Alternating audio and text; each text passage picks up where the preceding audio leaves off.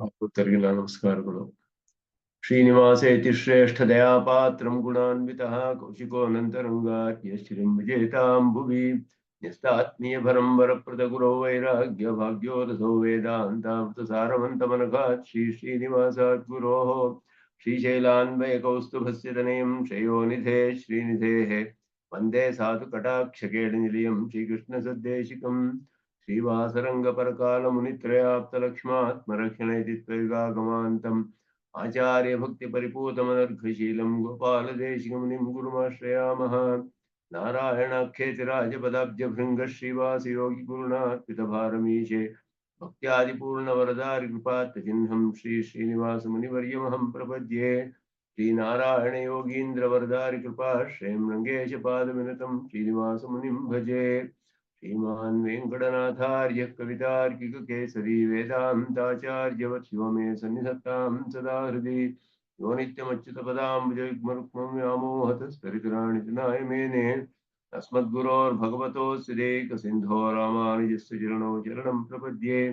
कृतीन्द्रकृतभाष्यार्थाय व्याख्यानेन दर्शिताः परं सुदर्शनार्यं तं वन्दे कूरकुलाधिपम् येनोपनिषदां भाष्यं रामानुजमतानुगं रम्यं कृतं प्रपद्येतं रङ्गरामानुजं मुनिम् अद्भुतं यस्य विक्रान्तं वेदवीथीविशोधने अपरं निगमान्तार्यं प्रपद्ये वीरराघवम् अतसी गुच्छसच्छायमञ्चितोरस्थलं श्रिया अञ्जनाचलशृङ्गारमञ्जलिर्मम गाहताम्.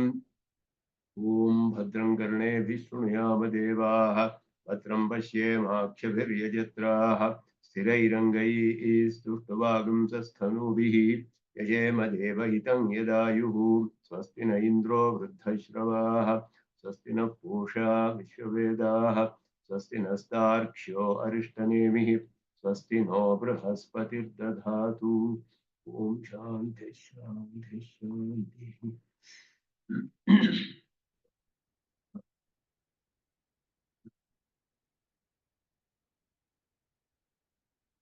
ಉಪನಿಷತ್ತಿನಲ್ಲಿ ಮೊದಲನೆಯ ಪುಸ್ತಕದ 2ನೇ ಖಂಡ, ಅದರಲ್ಲಿ ಕಡೆಯ ಮಂತ್ರ ಅದನ್ನ ಅನುಸಂಧಾನ ಮಾಡಿದ್ವಿ.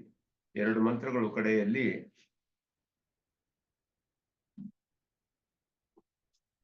ಒಬ್ಬ ಬ್ರಾಹ್ಮಣನು ವೇದವನ್ನೆಲ್ಲ ಅಧ್ಯಯನ ಮಾಡಿ ಕರ್ಮಗಳನ್ನೆಲ್ಲ ಮಾಡಿ ಅದರಿಂದ ಸಂಚಿತವಾದ ಫಲಗಳೆಲ್ಲ ಅಲ್ಪ ಅಸ್ಥಿರ ಅಂತ ತಿಳಿದು ಅವನಿಗೆ ದುಃಖ ಬಂದು ನಂತರ ಒಬ್ಬ ಶ್ರೋತ್ರಿಯನು ಬ್ರಹ್ಮನಿಷ್ಠನೂ ಆದ ಆಚಾರ್ಯರನ್ನು ಆಶ್ರಯಿಸಿ ಬ್ರಹ್ಮವಿದ್ಯೆಯನ್ನು ಪಡೆಯಬೇಕು ಅಂತ ಹೇಳಿ ನಿಯಮ ವಿಧಿ ಅಂತ ಏನು ಹೇಳ್ತೀವಿ ಆ ವಿಧಿಯನ್ನ ತಿಳಿಸುತ್ತೆ ಆ ಮಂತ್ರ. ಪರೀಕ್ಷೆ ಲೋಕಾನ್ ಕರ್ಮಚಿತಾನ್ ಬ್ರಾಹ್ಮಣೋ ನಿರ್ವೇದಮಾಯ ನಾಸ್ತಿ ಅಕೃತ ಕೃತೇನ ತದ್ವಿಜ್ಞಾನಾರ್ಥಂ ಸ ಗುರುಮೇವ ಅಭಿಗಚ್ಚೇತೆ ಸಮಿತ್ಪಾಣಿ ಶ್ರೋತ್ರಿಯಂ ಬ್ರಹ್ಮನಿಷ್ಠಂ ಅಂತ. ತಸ್ಮೈ ಸ ವಿದ್ವಾನ್ ಉಪಸನ್ನಾಯ ಸಮ್ಯಕ್ ಪ್ರಶಾಂತಚಿತ್ತಾಯ ಯಮಾನ್ವಿತಾಯ ಯೇನ ಅಕ್ಷರಂ ಪುರುಷಂ ವೇದ ಸತ್ಯಂ ಪ್ರೋವಾಚಿತಾಂ ತತ್ವತೋ ಬ್ರಹ್ಮವಿದ್ಯಾಂ. ಅಂತಹ ಒಬ್ಬ ಶಿಷ್ಯನಿಗೆ ಆಚಾರ್ಯನಿಗೂ ಒಂದು ವಿಧಿ ಇದೆ, ಉಪದೇಶಿಸಲೇಬೇಕು. ಯಾವ ಒಂದು ವಿದ್ಯೆಯಿಂದ ಪರಮಾತ್ಮನನ್ನ ಸಾಕ್ಷಾತ್ಕಾರ ಮಾಡಿಕೊಂಡಿದ್ದಾರೋ ಆ ಒಂದು ವಿದ್ಯೆಯನ್ನ ಪೂರ್ಣವಾಗಿ ತತ್ವತಃ ಹೇಗಿದೆಯೋ ಹಾಗೆ ಪ್ರವದೇತ್ ಅವನಿಗೆ ಉಪದೇಶ ಮಾಡಬೇಕು ಅಂತ ಹೇಳ್ಬಿಟ್ಟು ಇದರಲ್ಲಿ ಇದುವೇ ವಿಷಯವಾಕ್ಯ. ಪರೀಕ್ಷೆ ಲೋಕಾನ್ ಕರ್ಮಚಿತಾನದೇ ವಿಷಯವಾಕ್ಯ ಜಿಜ್ಞಾಸಾಧಿಕರಣಕ್ಕೆ ಮೊದಲನೆಯ ಅಧಿಕರಣ. ಬ್ರಹ್ಮಸೂತ್ರಗಳಲ್ಲಿ ಅಥಾತೋ ಬ್ರಹ್ಮ ಜಿಜ್ಞಾಸ ಅನ್ನೋದಕ್ಕೆ ಇದುವೇ ವಿಷಯವಾಕ್ಯ. ಅದನ್ನ ಇಲ್ಲಿ ರಂಗರಾಮಾನುಜರು ಸ್ವಲ್ಪ ವಿವರಿಸ್ತಾರೆ. ಏತಚ್ಛ್ರುತ್ಯರ್ಥಂ ಹೃದಯ ನಿಧಾಯ ಭಗವತಾ ಬಾದರಾಯಣೇನ ಶಾಸ್ತ್ರಾರಂಭೆ ಅಥಾತೋ ಬ್ರಹ್ಮ ಜಿಜ್ಞಾಸ ಇತಿ ಸೂತ್ರಿತಂ. ಇದನ್ನೇ ಮನಸ್ಸಿನಲ್ಲಿ ಈ ಶ್ರುತಿಯ 2 ಮಂತ್ರಗಳು ಇದೆರಡನ್ನ ಮನಸ್ಸಿನಲ್ಲಿ ಇಟ್ಟು ಅಥಾತೋ ಬ್ರಹ್ಮ ಜಿಜ್ಞಾಸ ಅಂತ ಸೂತ್ರವನ್ನು ಬರೆದರು. ಕರ್ತವ್ಯ ಅಂತ ಹೇಳ್ಬಿಟ್ಟು ಬ್ರಾಹ್ಮಣ ನಿರ್ವೇದಮಾಯಾತ್ ವಿಜ್ಞಾನಾರ್ಥಂ ಸ ಗುರುಮೇವ ಅಭಿಗಚ್ಚೇತ್. ಅದುವೇ ಇಲ್ಲಿ ಅಥಾತೋ ಬ್ರಹ್ಮ ಜಿಜ್ಞಾಸ ಕರ್ತವ್ಯ ಅಂತ ಹೇಳಿ ಅದಕ್ಕೆ ಅರ್ಥವನ್ನೇ ಇಲ್ಲಿ ಸಂಗ್ರಹವಾಗಿ ವಿವರಿಸ್ತಾರೆ. ಅಥ ಅಥ ಅಂದ್ರೆ ಆನಂತರ್ಯ ಅನ್ನುವ ಅರ್ಥದಲ್ಲಿ ಬರುತ್ತೆ ಅಥ ಶಬ್ದ ಇಲ್ಲಿ. ಷೋಡಶ ಲಕ್ಷಣ ಕರ್ಮ ವಿಚಾರಾನಂತರಂ. ಷೋಡಶ ಲಕ್ಷಣ ಅಂದ್ರೆ 16 ಅಧ್ಯಾಯಗಳನ್ನು ಉಳ್ಳದ್ದು ಅಂತ ಅರ್ಥ. ಷೋಡಶ ಲಕ್ಷಣ 16, ಷೋಡಶ ಅಂದ್ರೆ 16. 16 ಅಧ್ಯಾಯಗಳಲ್ಲಿ ನಿರೂಪಿಸಲ್ಪಟ್ಟ ಕರ್ಮ ವಿಚಾರವನ್ನು ಮಾಡಿ ಅಂತ ಅರ್ಥ. ವೇದದಲ್ಲಿ ಪೂರ್ವಕಾಂಡದಲ್ಲಿ ಯಜ್ಞಯಾಗಾದಿಗಳೆಲ್ಲ ಬರುತ್ತೆ. 3 ವಿಧವಾದ ಪುರುಷಾರ್ಥಗಳಿಗೆ ಬೇಕಾದಷ್ಟು ಉಪಾಯಗಳು ಹೇಳಲ್ಪಟ್ಟಿವೆ. ಎಲ್ಲಾ ವರ್ಣಾಶ್ರಮ ಧರ್ಮಗಳವರು ಅದನ್ನೆಲ್ಲ ಅನುಷ್ಠಾನ ಮಾಡಿ ಆಯಾ ಫಲಗಳನ್ನ ಪಡೆಯಬಹುದು. ಬೇರೆ ಬೇರೆ ವರ್ಣಾಶ್ರಮಗಳಿಗೆ ಆಯಾ ಅಧಿಕಾರಕ್ಕೆ ಅನುಗುಣವಾಗಿ ಅನೇಕ ಕರ್ಮಗಳು ಹೇಳಲ್ಪಟ್ಟಿವೆ ಪೂರ್ವಕಾಂಡದಲ್ಲಿ. ಅದರ ವಿವರಣೆಗಳನ್ನೆಲ್ಲ ಮತ್ತೆ ಅದರಲ್ಲಿರುವ ಸಂಶಯಗಳನ್ನೆಲ್ಲ ನಿವಾರಣೆ ಮಾಡಿ ಜೈಮಿನಿ 12 ಅಧ್ಯಾಯಗಳಲ್ಲಿ ಸೂತ್ರದ ರೂಪದಲ್ಲಿ ಅದರ ವ್ಯಾಖ್ಯಾನ ಮಾಡಿ ತಮ್ಮ ಸಿದ್ಧಾಂತವನ್ನ ಅನೇಕ ನ್ಯಾಯಗಳಲ್ಲಿ ತಿಳಿಸ್ತಾರೆ. ಮತ್ತೆ ಸಂಶಯಗಳನ್ನೆಲ್ಲ ಪರಿಹಾರ ಮಾಡ್ತಾರೆ. ಹೇಗೆ ವಾಕ್ಯಗಳಿಗೆ ಅರ್ಥ ಮಾಡ್ಕೊಳ್ಬೇಕು, ಯಾವ ವಾಕ್ಯ ಏನು ಅರ್ಥವನ್ನು ಹೇಳ್ತಾ ಇದೆ, ಯಾವ ಯಾವ ಯಾಗಗಳನ್ನು ಹೇಳುತ್ತೆ, ಅದನ್ನು ಹೇಗೆ ಅನುಷ್ಠಾನ ಮಾಡುವುದರಲ್ಲಿ ಏನು ಸಂದೇಹ ಬರುತ್ತೆ, ಎಲ್ಲ ಪರಿಹಾರ ಮಾಡಿ ಅವರು 12 ಅಧ್ಯಾಯಗಳಲ್ಲಿ ಹೇಳಿದ್ರು. ವೇದದಲ್ಲಿ ಪ್ರಧಾನವಾಗಿ 3 ಪದಾರ್ಥಗಳ ವಿಷಯ ಬರುತ್ತೆ. ಕರ್ಮ, ದೇವತೆ ಮತ್ತೆ ಬ್ರಹ್ಮ, 3 ವಿಷಯಗಳು. ಕರ್ಮ ವಿಚಾರದಲ್ಲಿ 12 ಅಧ್ಯಾಯ, ದೇವತಾ ವಿಚಾರವಾಗಿ 4 ಅಧ್ಯಾಯ, ಬ್ರಹ್ಮ ವಿಚಾರ 4 ಅಧ್ಯಾಯ, 20 ಅಧ್ಯಾಯಗಳು ಒಟ್ಟು. ಅದರಲ್ಲಿ ಕರ್ಮ ಭಾಗವೇ 16 ಅಧ್ಯಾಯಗಳು. ದೇವತೆ, ಕರ್ಮ ಮತ್ತು ದೇವತೆ ಎರಡು ಸೇರಿ 16 ಅಧ್ಯಾಯಗಳು. ಆ ದೇವತಾ ಕಾಂಡವನ್ನ ಸಂಕರ್ಷಕಾಂಡ ಅಂತಾನು ಹೇಳ್ತಾರೆ. ಅದರಲ್ಲಿ ಅದನ್ನ ಜೈಮಿನಿಯೇ ಬರೆದಿರುವಂತ ಒಂದು ಮತ, ಕಾಶಕೃತ್ಸ್ನರು ಅನ್ನುವರು ಬರೆದಿರುವಂತ ಒಂದು ಮತ. ಅಧಿಕರಣ ಸಾರಾವಳಿಯಲ್ಲಿ ಸ್ವಾಮಿ ವಿವೇಕಾನಂದ ಅದನ್ನು ಹೇಳುವಾಗ ಜೈಮಿನಿಯೇ ಬರೆದು ಕಾಶಕೃತ್ಸ್ನರು ಪ್ರವರ್ತಿಸಿರ್ಬೋದು, ಅವರು ಕಾಶಿಕೃಷ್ಣರೇ ಬರೆದಿರ್ಬೋದು. ಹೇಗಾದರೂ ಇಬ್ಬರು ನಮಗೆ ಆಚಾರ್ಯರುಗಳೇ, ಅದರಲ್ಲಿ ಏನು ವಿರೋಧವಿಲ್ಲ ಅಂತ ಹೇಳ್ತಾರೆ. ಅದರಲ್ಲಿ ಜೈಮಿನಿಯೇನ ಷೋಡಶ ಲಕ್ಷಣೇನ ಅಂತ ಶಬರ ಸ್ವಾಮಿಗಳು ಹೇಳ್ತಾರೆ. ಆದ್ದರಿಂದ ಜೈಮಿನಿಯೇ ಮಾಡಿರೋದು ಅಂತ ಒಂದು ಪ್ರಮಾಣವಿದೆ. 16 ಅಧ್ಯಾಯಗಳು ಕೂಡ. ಇದನ್ನೆಲ್ಲ ಪೂರ್ಣವಾಗಿ ಅಧ್ಯಯನ ಮಾಡಿ ಅದರ ವಿಚಾರವನ್ನೆಲ್ಲ ತಿಳಿದು ಕರ್ಮ ವಿಚಾರವನ್ನೆಲ್ಲ ಅದಾದ ಮೇಲೆ ಅತಃ ಅಂದ್ರೆ ಅದೇ ಕಾರಣಕ್ಕಾಗಿ ಅಂತ ಅರ್ಥ. ಅತಃ ಕರ್ಮಣಾಂ ಅಲ್ಪ ಅಸ್ಥಿರತ್ವ ಅಧಿಗಮ ಸಹಿತ ಅನಂತ ಸ್ಥಿರಫಲ ಆಪಾತ ಪ್ರತೀತಿ ಹೇತೋಹೋ ಬ್ರಹ್ಮ ವಿಚಾರ ಕರ್ತವ್ಯ. ಬ್ರಹ್ಮ ಜಿಜ್ಞಾಸ ಅಂದ್ರೆ ಬ್ರಹ್ಮ ವಿಚಾರ ಕರ್ತವ್ಯ ಇತಿ. ಕರ್ತವ್ಯ ಅಂತ ಅಧ್ಯಾಹಾರ ಮಾಡ್ಕೊಳ್ಬೇಕು, ಸೇರಿಸ್ಕೊಳ್ಬೇಕಲ್ಲಿ.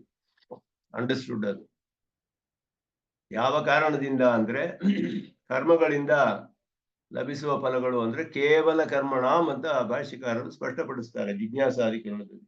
ಕೇವಲ ಕರ್ಮಣಾಂ, ಬ್ರಹ್ಮಜ್ಞಾನವಿಲ್ಲದೆ ಮಾಡುವಂತಹ ಕರ್ಮಗಳು ಅಂತ ಅರ್ಥ. ಆಯಾ ಫಲಕ್ಕೋಗವೇ ಮಾಡೋದು, ಆಯಾ ದೇವತೆಗಳನ್ನೇ ಆರಾಧಿಸಿ ಮಾಡುವಂತಹದ್ದು. ಆ ಕರ್ಮಗಳು ಹಾಗೆ ಮಾಡಿದ್ರೆ ಬರುವ ಫಲಗಳೆಲ್ಲ ಅಲ್ಪ ಸ್ಥಿರ ಅನ್ನೋದನ್ನು ಚೆನ್ನಾಗಿ ತಿಳಿದು ಒಬ್ಬ ಅಧ್ಯಯನ ಮೊದಲು ಮಾಡಬೇಕು. ಅದಾದ್ಮೇಲೆ ಕರ್ಮ ವಿಚಾರದಲ್ಲಿ ಜೈಮಿನಿಯ ಸೂತ್ರಗಳು ಏನಿದೆಯೋ ಕರ್ಮ ಮೀಮಾಂಸಾ ಅಂತ ಹೇಳೋದು ಶಾಸ್ತ್ರ, ಅದನ್ನ ಅಧ್ಯಯನ ಮಾಡ್ಬೇಕು. ಮೊದಲು ವೇದಾಧ್ಯಯನ ಮಾಡ್ಬೇಕು. ವೇದಾಧ್ಯಯನ ಅಂತ ಹೇಳಿದ್ರೆ ಅದು ಸಾಂಗ ಸಲಕ್ಷಣ ಸಶಿರಸ್ಕ ಅಧ್ಯಯನ ಅಂತ ಅದಕ್ಕೆ ಹೇಳೋದು. ಲಕ್ಷಣಗಳೆಲ್ಲ ಇದೆ, ಅಂಗಗಳಿದೆ. ಶಿಕ್ಷಾ, ವ್ಯಾಕರಣಂ, ಛಂದಃ, ನಿರುಕ್ತಂ, ಜ್ಯೋತಿಷಂ ತಥಾ ಕಲ್ಪಶ್ಚೇತಿ ಷಡಂಗಾನಿ ಅಂತ ಹೇಳಿ ಪೀತಾನಿ ಮನೀಷಿಭಿ ಅಂತ 6 ಅಂಗಗಳಿದೆ. ಅದರ ಜೊತೆ ವೇದಾರ್ಥಗಳನ್ನು ತಿಳಿಬೇಕು. ವೇದವನ್ನೆಲ್ಲ ಆಚಾರ್ಯ ಉಚ್ಚಾರಣ ಅನುಚ್ಚಾರಣ ಮೂಲಕ ಅಕ್ಷರ ರಾಶಿ ಗ್ರಹಣಂ ಅನ್ನೋದು ವೇದಾಧ್ಯಯನ. ಅದು ಮಾಡಿ ಅದರ ಅರ್ಥಗಳನ್ನೆಲ್ಲ ತಿಳಿದು ಅದರಲ್ಲಿ ಪೂರ್ವಕಾಂಡ ಉಪನಿಷತ್ತು ಎಲ್ಲ ಬಂದುಬಿಡುತ್ತೆ. ಕರ್ಮಕಾಂಡವು ಉಪನಿಷತ್ತು ಎಲ್ಲವನ್ನೂ ಅಧ್ಯಯನ ಮಾಡ್ಬೇಕು. ಪೂರ್ತಿ ಎಲ್ಲ ಸೇರಿ ವೇದ ಅಂತ ಹೇಳುವಂಥದ್ದು. ಆದ್ದರಿಂದ ಕರ್ಮಕಾಂಡದಲ್ಲಿ ಅಲ್ಲಲ್ಲಿ ಆಪಾತತಃ ಕೆಲವು ವಾಕ್ಯಗಳನ್ನು ನೋಡಿ ಅಲ್ಪ ಸ್ವಲ್ಪ ಅರ್ಥಗಳು ತಿಳಿಯುತ್ತೆ ಅದರಲ್ಲಿ. ಅದೇ ರೀತಿಯಲ್ಲಿ ಉತ್ತರಕಾಂಡದಲ್ಲಿಯೂ ಸಿಗುತ್ತೆ, ಉಪನಿಷತ್ತಿನಲ್ಲಿಯೂ ಅರ್ಥಗಳು ತಿಳಿದಿರುತ್ತೆ. ಈ ಕರ್ಮಕಾಂಡದಲ್ಲಿ ನೋಡಿದ್ರೆ ಕರ್ಮದಿಂದಲೇ ಅಕ್ಷಯವಾದ ಫಲ ಬರುತ್ತೆ ಅಂತ ಹೇಳೋ ಹಂಗಿದೆ. ಅಕ್ಷಯಂ ಹವೈ ಚಾತುರ್ಮಾಸ್ಯಾಜಿನಃ ಸುಕೃತಂ ಭವತಿ ಅಂತ ಹೇಳಿ. ಅಕ್ಷಯಂ ಹವೈ ಚಾತುರ್ಮಾಸ್ಯಾಜಿನಃ ಸುಕೃತಂ ಭವತಿ. ಚಾತುರ್ಮಾಸ್ಯ ಅನ್ನುವಂತಹ ಯಾಗವನ್ನು ಮಾಡಿದವರಿಗೆ ಅಕ್ಷಯವಾದ ಫಲ, ಕ್ಷಯಿಸದೇ ಇರುವಂತಹದ್ದು ಅಂತ ಹೇಳಿ ನಿತ್ಯವಾದ ಫಲ ಬರುತ್ತೆ ಅಂತ ಹೇಳಿದೆ ಒಂದು ವಾಕ್ಯ. ಅಪಾಮ ಸೋಮಂ ಅಮೃತ ಭೂಮ ಹೀಗೆಲ್ಲ ಹೇಳಿದೆ. ಏನು ಕರ್ಮದಿಂದಲೇ ಹೀಗೆ ಹೇಳಿದೆ. ಕೆಲವು ಕಡೆ ವಸಂತೆ ವಸಂತೆ ಜ್ಯೋತಿಷಾಯ ಜೇತ ಮತ್ತೆ ಮತ್ತೆ ಮಾಡಬೇಕು ಅಂತ ಹೇಳಿದೆ. 1000 ಅಶ್ವಮೇಧ ಯಾಗಗಳನ್ನು ಮಾಡಿದ್ರು ಅಂತ ಹೇಳ್ತಾರೆ. ಇದು ಒಂದು ಮಾಡಿದ್ರೆ ಎಲ್ಲ ಬಂದ್ಬಿಡುತ್ತಲ್ಲ, ಅದು ಹೇಗೆ ಅಂತ ಸಂದೇಹಗಳು ಬಂದಾಗ ಪೂರ್ವ ಕಾಂಡದ ಅಧ್ಯಾಯಗಳ ಅರ್ಥಗಳನ್ನೆಲ್ಲ ವಿವರಿಸಿರುವ ಜೈಮಿನಿಯ ಸೂತ್ರಗಳನ್ನೆಲ್ಲ ಅಧ್ಯಯನ ಮಾಡಿದ್ರೆ ಈ ಸಂದೇಹಗಳೆಲ್ಲ ನಿವಾರಣವಾಗಿ ಕರ್ಮಗಳಿಂದೆಲ್ಲ ಅಲ್ಪ ಸ್ಥಿರವಾದ ಫಲವೇ ಬರೋದು ಅಂತ ನಿಶ್ಚಯವಾಗುತ್ತೆ, ಸಂಶಯರಹಿತವಾಗಿ. ಇದೆಲ್ಲ ಆಪೇಕ್ಷಿಕವಾದದ್ದು ಹೇಳೋದು. ಅಕ್ಷಯವಾದದ್ದು, ಅಮೃತ ಭೂಮ ಇದೆಲ್ಲ ರಿಲೇಟಿವ್. ಇಲ್ಲಿಗಿರೋದಕ್ಕೆ ಈ ಮನುಷ್ಯರ ಜೀವನಕ್ಕೆ ಹೋಲಿಸಿದ್ರೆ ಬಹಳ ಕಾಲ ಇರ್ತಾರೆ, ಇಂತಹ ಅರ್ಥಗಳೇ ಹೊರತು ಇದು ನಿತ್ಯವಾದ ಮೋಕ್ಷ ಫಲವಲ್ಲ. ಅದು ಚೆನ್ನಾಗಿ ತಿಳಿದು ಬರುತ್ತೆ ಈ ಪೂರ್ವಮೀಮಾಂಸಾ ಶಾಸ್ತ್ರವನ್ನ ಅಧ್ಯಯನ ಮಾಡಿದವರಿಗೆ. ಅದನ್ನ ಮಾಡಬೇಕು. ಅತಃ ಅದೇ ಕಾರಣದಿಂದ ಅಂತ ಹೇಳಿದ್ರೆ ಕರ್ಮಣಾಂ ಅಲ್ಪತ್ವ ಅಸ್ಥಿರತ್ವ ಅಧಿಗಮ ಸಹಿತ. ಅದಾದ ಮೇಲೆ ಉಪನಿಷತ್ತುಗಳಲ್ಲಿ ಅನಂತ ಸ್ಥಿರ ಬರುವ ಹಾಗಿದೆ. ನಚ ಪುನರಾವರ್ತತೆ ಇದೆಲ್ಲ ಹೇಳಿದೆ ಉಪನಿಷತ್ತುಗಳಲ್ಲಿ. ಅದು ಕೂಡ ಇವನು ಆಪಾತತಃ ಅಧ್ಯಯನ ಮಾಡಿರೋದ್ರಿಂದ, ವೇದ ಅಧ್ಯಯನ ಮಾಡಿರುವಾಗ ಅದು ಕೂಡ ತಿಳಿದು ಬರುತ್ತೆ. ಓ, ಇಲ್ಲಿ ಈ ರೀತಿ ಫಲ ಹೇಳಿದೆಯಲ್ಲ, ಇದು ಏನು ಅಂತ ನಾನು ತಿಳಿಬೇಕು ಅಂತ. ಕರ್ಮ ವಿಚಾರವಾದ ಮೇಲೆ ಬ್ರಹ್ಮ ವಿಚಾರಕ್ಕೆ ಬರಬೇಕು ಅಂತ. ಅದು ಎಲ್ಲಿ ತಿಳಿಯುತ್ತೆ ಬ್ರಹ್ಮ ವಿಚಾರ? ಉಪನಿಷತ್ತಿನ ಅರ್ಥಗಳು ಅಂದ್ರೆ ಬ್ರಹ್ಮಸೂತ್ರಗಳಲ್ಲಿ ಬಾದರಾಯಣರದು. ಅದಕ್ಕೆ ಅವರು ಅತಃ ಬ್ರಹ್ಮ ಜಿಜ್ಞಾಸ ಕರ್ತವ್ಯ. ಪೂರ್ವಕಾಂಡವನ್ನೆಲ್ಲ ಅಧ್ಯಯನ ಮಾಡಿ, ವೇದಾಧ್ಯಯನ ಮಾಡಿ, ಕರ್ಮಮೀಮಾಂಸಾ ಶಾಸ್ತ್ರವನ್ನು ಅಧ್ಯಯನ ಮಾಡಿ, ಇದೆಲ್ಲ ತಿಳಿದು ಸಂಶಯರಹಿತವಾಗಿ ಮೋಕ್ಷ ಫಲವನ್ನು ಇಷ್ಟಪಡುವಂತಹ ಅವರು ಬ್ರಹ್ಮ ವಿಚಾರವನ್ನು ಮಾಡಬೇಕು ಅನ್ನೋದು ಅಲ್ಲಿ ಮೊದಲ ಸೂತ್ರದಲ್ಲಿ ಹೇಳಿದ್ರು. ಅದಕ್ಕೆ ಇದುವೇ ವಿಷಯವಾಕ್ಯ. ಪರೀಕ್ಷೆ ಲೋಕಾನ್ ಕರ್ಮಚಿತಾನ್ ಬ್ರಾಹ್ಮಣೋ ನಿರ್ವೇದಮಾಯ ತದ್ವಿಜ್ಞಾನಾರ್ಥಂ ಗುರು ನಾಸ್ತಿ ಅಕೃತೇನ.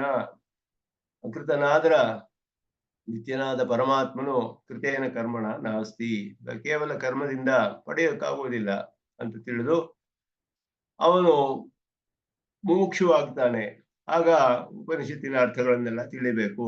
ಅದರಲ್ಲಿ ನಿತ್ಯವಾದ ಫಲವಿದೆ, ಏನು ಇದು, ಹೇಗೆ ಸಂಶಯರಹಿತವಾಗಿ ತಿಳಿಬೇಕಾದ್ರೆ ಪೂರ್ತಿ ಅಧ್ಯಯನ ಮಾಡಬೇಕು. ಅದನ್ನ ಇಲ್ಲಿ ಹೇಳಲ್ಪಟ್ಟಿದೆ. ಅದು ಹೇಳ್ತಾರೆ ಇಲ್ಲಿ, ಅದನ್ನೇ ಇಲ್ಲಿ ಹೇಳ್ತಿದ್ದಾರೆ. ಕರ್ಮ ವಿಚಾರೇ ಹಿ ಅಕ್ಷಯಂ ಹವೈ ಚಾತುರ್ಮಾಸ್ಯಾಜಿನಃ ಸುಕೃತಂ ಭವತಿ ಇತ್ಯಾದಿಭಿಃ ಅಕ್ಷಯ ಫಲಕತ್ವೇನ ಶ್ರುತಾನಾಮಪಿ ಚಾತುರ್ಮಾಸ್ಯಾದೀನಾಂ. ಕ್ಷಯ ಫಲ ಅಂತ ತಿಳಿದಿದ್ರು ಕೂಡ ಪ್ರತ್ಯಬ್ಧಂ ಚಾತುರ್ಮಾಸ್ಯೈರ್ಯಜೇತ, ಇದು ಒಂದು ವಾಕ್ಯ ಇದೆ. ಪ್ರತ್ಯಬ್ಧಂ ಚಾತುರ್ಮಾಸ್ಯ, ಪ್ರತಿ ವರ್ಷವೂ ಮಾಡ್ಬೇಕು ಅಂತ ಹೇಳಿದೆ. ಒಂದೇ ಸತಿ ಅಕ್ಷಯ ಫಲ ಬಂದ್ಬಿಟ್ರೆ ಪ್ರತಿ ವರ್ಷ ಯಾಕೆ ಮಾಡ್ಬೇಕು? ಈ ಸಂಶಯ ಬರುತ್ತೆ. ಆದ್ದರಿಂದ ಅದಷ್ಟೇ ಅಲ್ಲದೆ ತಥೋಪಿ ಬಹುವಿತ್ತ ವ್ಯಯ ಆಯಾಸ ಸಾಧ್ಯ ಅಶ್ವಮೇಧ ವಿಶ್ವರಿದಾದೀನಾಂ ಅನನುಷ್ಠಾನ ಲಕ್ಷಣ ಅಪ್ರಾಮಾಣ್ಯ ಪ್ರಸಂಗಾತೆ. ಇದಕ್ಕಿಂತ ಚಾತುರ್ಮಾಸ್ಯಕ್ಕಿಂತ ಬಹಳ ಕಷ್ಟವಾದ ಅಶ್ವಮೇಧ ವಿಶ್ವಜಿತ್ ಮೊದಲಾದ ಯಾಗಗಳಿದೆ. ಅನೇಕ ವಿತ್ತವ್ಯಯ ಮನೆ ಅನೇಕ ಧನವನ್ನ ಖರ್ಚು ಮಾಡಬೇಕು, ಅದಕ್ಕೆಲ್ಲ ದಕ್ಷಿಣೆಗಳನ್ನು ಕೊಡಬೇಕು, ಅನ್ನದಾನಗಳು ಮಾಡಬೇಕು, ಎಷ್ಟೋ ದಿನಗಳು ಬೇಕಾದಷ್ಟು ಅದಕ್ಕೆ ಖರ್ಚುಗಳಿರುತ್ತೆ, ಸಾಮಗ್ರಿಗಳು ಬೇಕು, ಆಯಾಸ, ಅದಕ್ಕೆ ಬೇಕಾದಷ್ಟು ವ್ರತ ನಿಯಮಗಳೆಲ್ಲ ಇದೆ, ಆಯಾಸವಾಗುತ್ತೆ. ಇದೆಲ್ಲ ಮಾಡುವಂತಹ ಅಶ್ವಮೇಧ ಯಾಗಗಳು ಯಾರು ಮಾಡೋದಕ್ಕೆ ಹೋಗೋದಿಲ್ಲ. ಸುಲಭವಾಗಿ ಈ ಚಾತುರ್ಮಾಸ್ಯದಲ್ಲೇ ಅಕ್ಷಯ ಫಲ ಬಂದ್ಬಿಟ್ರೆ ಅಶ್ವಮೇಧ ಯಾಕೆ ಮಾಡ್ಬೇಕು? ಅವಾಗ ಅದೆಲ್ಲ ಪ್ರಾಮಾಣ್ಯವಿಲ್ಲದೆ ಹೋಗ್ಬಿಡುತ್ತೆ. ಇದೆಲ್ಲ ಅನನುಷ್ಠಾನ ಲಕ್ಷಣ ಅಪ್ರಾಮಾಣ್ಯ ಪ್ರಸಂಗ. ಅನುಷ್ಠಾನ ಮಾಡದೇ ಇರುವಂತಹ ಒಂದು ಅಪ್ರಾಮಾಣ್ಯ ಅದಕ್ಕೆ ಬಂದು ಬಿಡುತ್ತೆ. ಅದರಿಂದ ಚಾತುರ್ಮಾಸ್ಯಾದಿನ ಅಕ್ಷಯ ಫಲತ್ವಂ ಆಪೇಕ್ಷಿಕಂ ನಿಶ್ಚಿತ್ಯ. ಆಪೇಕ್ಷಿಕ ಅಂದ್ರೆ ರಿಲೇಟಿವ್ ಅಂತ. ಇದಕ್ಕೆ ಹೋಲಿಸಿದ್ರೆ ಅದು ಬಹಳ ಹೆಚ್ಚು ಅಂತ ಅಷ್ಟೇ.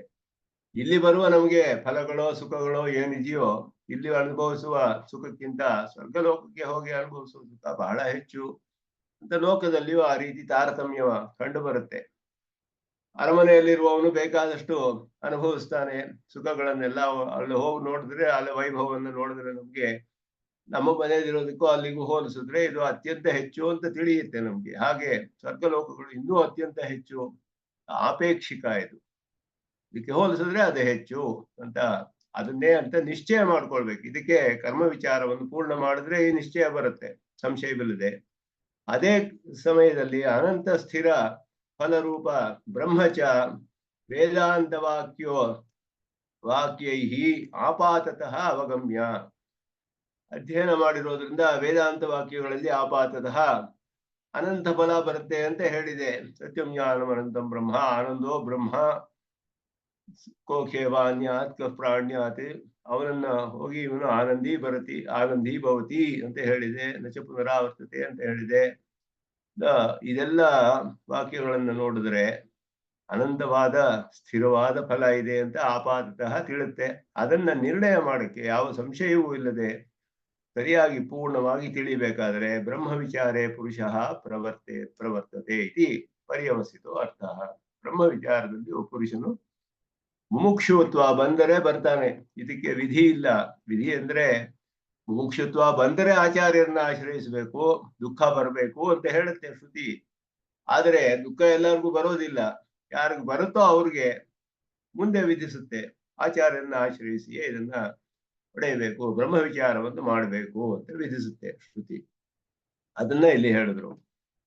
ಅದಕ್ಕೆ ಇಲ್ಲಿ ಕೆಲವು ವಿಚಾರ ಮಾಡ್ತಾರೆ. ನಾನು ಕರ್ಮ ವಿಚಾರೇ ಸತಿ ಆವೃತ್ತಿ ವಿಧಾನಾದಿಭಿ ಕರ್ಮಣಾಂ ಅಲ್ಪ ಸ್ಥಿರ ಫಲತ್ವಂ ಪ್ರತೀಯತಾಂ ನಾಮ.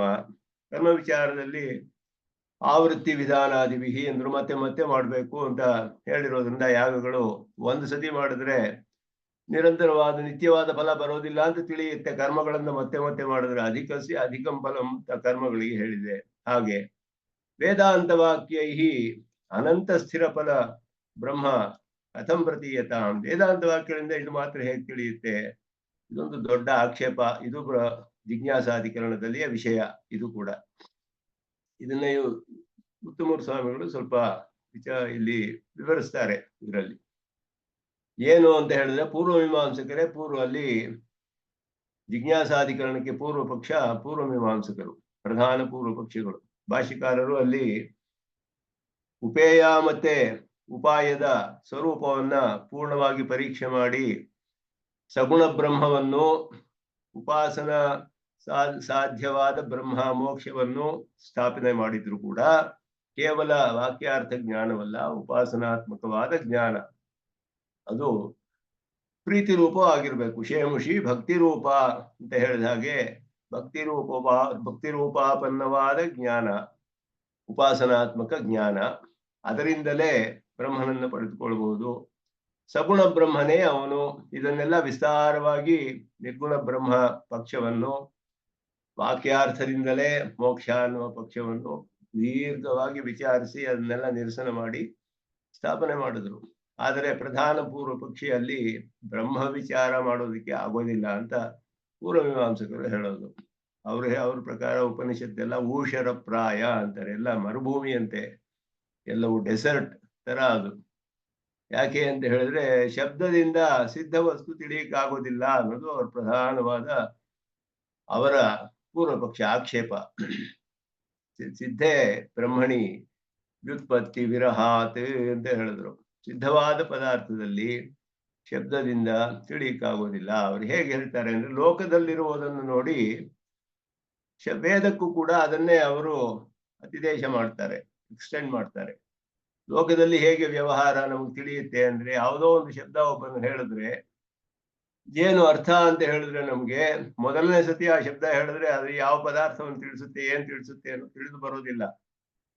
ಒಂದು ಕಾರ್ಯದಲ್ಲಿ ಅನ್ವಿತವಾದ್ರೆ ಇದು ಏನು ಅಂತ ತಿಳಿಯುತ್ತೆ ನಮ್ಗೆ. ಅದನ್ನ ಉದಾಹರಣೆಗೆ ಕೊಡ್ತಾರೆ ಇಲ್ಲಿ. ವ್ಯವಹಾರಾಧೀನತ್ವಾತ್ ಆದ್ಯ ವ್ಯುತ್ಪತ್ತಿ ಗ್ರಹಸ್ಯ. ಆದ್ಯ ವ್ಯುತ್ಪತ್ತಿ, ಮೊದಲನೆಯ ವ್ಯುತ್ಪತ್ತಿ. ಒಂದು ಅರ್ಥ ತಿಳಿಬೇಕಾದ್ರೆ ಶಬ್ದತೆ ವ್ಯವಹಾರದಲ್ಲಿ ಅದನ್ನ ಕಂಡರೆ ಉಪಯೋಗಿಸಿದ್ರೆ ಆಗ ತಿಳಿಯುತ್ತೆ. ಇಲ್ಲದೆ ಹೋದ್ರೆ ಬರೀ ಒಂದು ಶಬ್ದ ಹೇಳಿದ್ರೆ ಏನು ತಿಳಿಯೋದಿಲ್ಲ. ಅದರಿಂದ ನಮ್ಗೆ ಅರ್ಥ ಮೊದಲನೇ ಸತಿ ಕೇಳಿದಾಗ ಏನು ಅಂತ ತಿಳಿದು ನಮ್ಗೆ ತಿಳಿದೇ ಇರೋ ಪದಾರ್ಥವನ್ನ ಹೇಗೆ ತಿಳಿಯಕ್ ಸಾಧ್ಯ? ವ್ಯವಹಾರದಲ್ಲಿ ಅದನ್ನ ಕಂಡಿರ್ಬೇಕು ನಾವು. ವ್ಯವಹಾರಸ್ಯ ನ ವ್ಯವಹಾರಸ್ಯ ಚ ಕಾರ್ಯಾನ್ವಿತ ಏವ ಸಂಭವಾತ್. ಕಾರ್ಯದಲ್ಲಿ ಅನ್ವಿತವಾದ್ರೇನೆ ವ್ಯವಹಾರ ಉಂಟಾಗುತ್ತೆ. ಕಾರ್ಯದಲ್ಲಿ ಅನ್ವಿತವಾಗಿರ್ಬೇಕು. ಆದರೆ ಸಿದ್ಧವಾದ ವಸ್ತು ಹಾಗೆ ಮಾಡಕ್ಕಾಗೋದಿಲ್ಲ. ಆಗ್ಲೇ ಸಿದ್ಧವಾಗಿದೆ ಅದು. ಅದನ್ನ ಶಬ್ದ ತಿಳಿಸಕ್ಕಾಗೋದಿಲ್ಲ ಅಂತ ಹೇಳ್ತಾರೆ. ತಥಾ ಹಿ ಗಾಮಾನಯ ಇತಿ ವಾಕ್ಯ ಶ್ರವಣ ಅನಂತರಂ ಗವಾನಯನೇ ಪ್ರವೃತ್ತಃ. ಒಬ್ಬನಿಗೆ ಒಬ್ಬ ಹೇಳ್ತಾನೆ ಗಾಮಾನಯ ಅಂತ ಹೇಳ್ತಾನೆ. ಇಲ್ಲಿ ಪಕ್ಕದಲ್ಲಿ ನಿಂತಿರೋವನಿಗೆ ಗಾಮ್ ಅಂದ್ರೆ ಏನು, ಆನೆಯ ಅಂದ್ರೆ ಏನು ಗೊತ್ತಿಲ್ಲ ಅವನಿಗೆ. ಮೊದಲನೇ ಸರಿ ಕೇಳ್ತಾ ಇದ್ದಾನೆ ಈ ಶಬ್ದಗಳನ್ನೆಲ್ಲ. ಗಾಮಾನಯ ಅಂತ ಹೇಳ್ದ ಅವನಿಗೆ, ಇನ್ನೊಬ್ಬನಿಗೆ. ಅವನು ಹೋಗಿ ಒಂದು ಹಸುವನ್ನು ಕರೆದುಕೊಂಡು ಬಂದ. ಆಗ ಇವನಿಗೆ ಓಹೋ ಗಾಮ್ ಅಂದ್ರೆ ಇದೆ ಹಸು, ಆನೆಯ ಅಂದ್ರೆ ತಗೊಂಡ್ಬರೋದು ಅರ್ಥ ಆಗುತ್ತೆ ಅವನಿಗೆ ಮೊದಲು. ಆಮೇಲೆ ಅದಕ್ಕೆ ಅನುಗುಣವಾಗಿ ಎಲ್ಲ ಉಪಯೋಗಿಸ್ಕೊಳ್ತಾನೆ.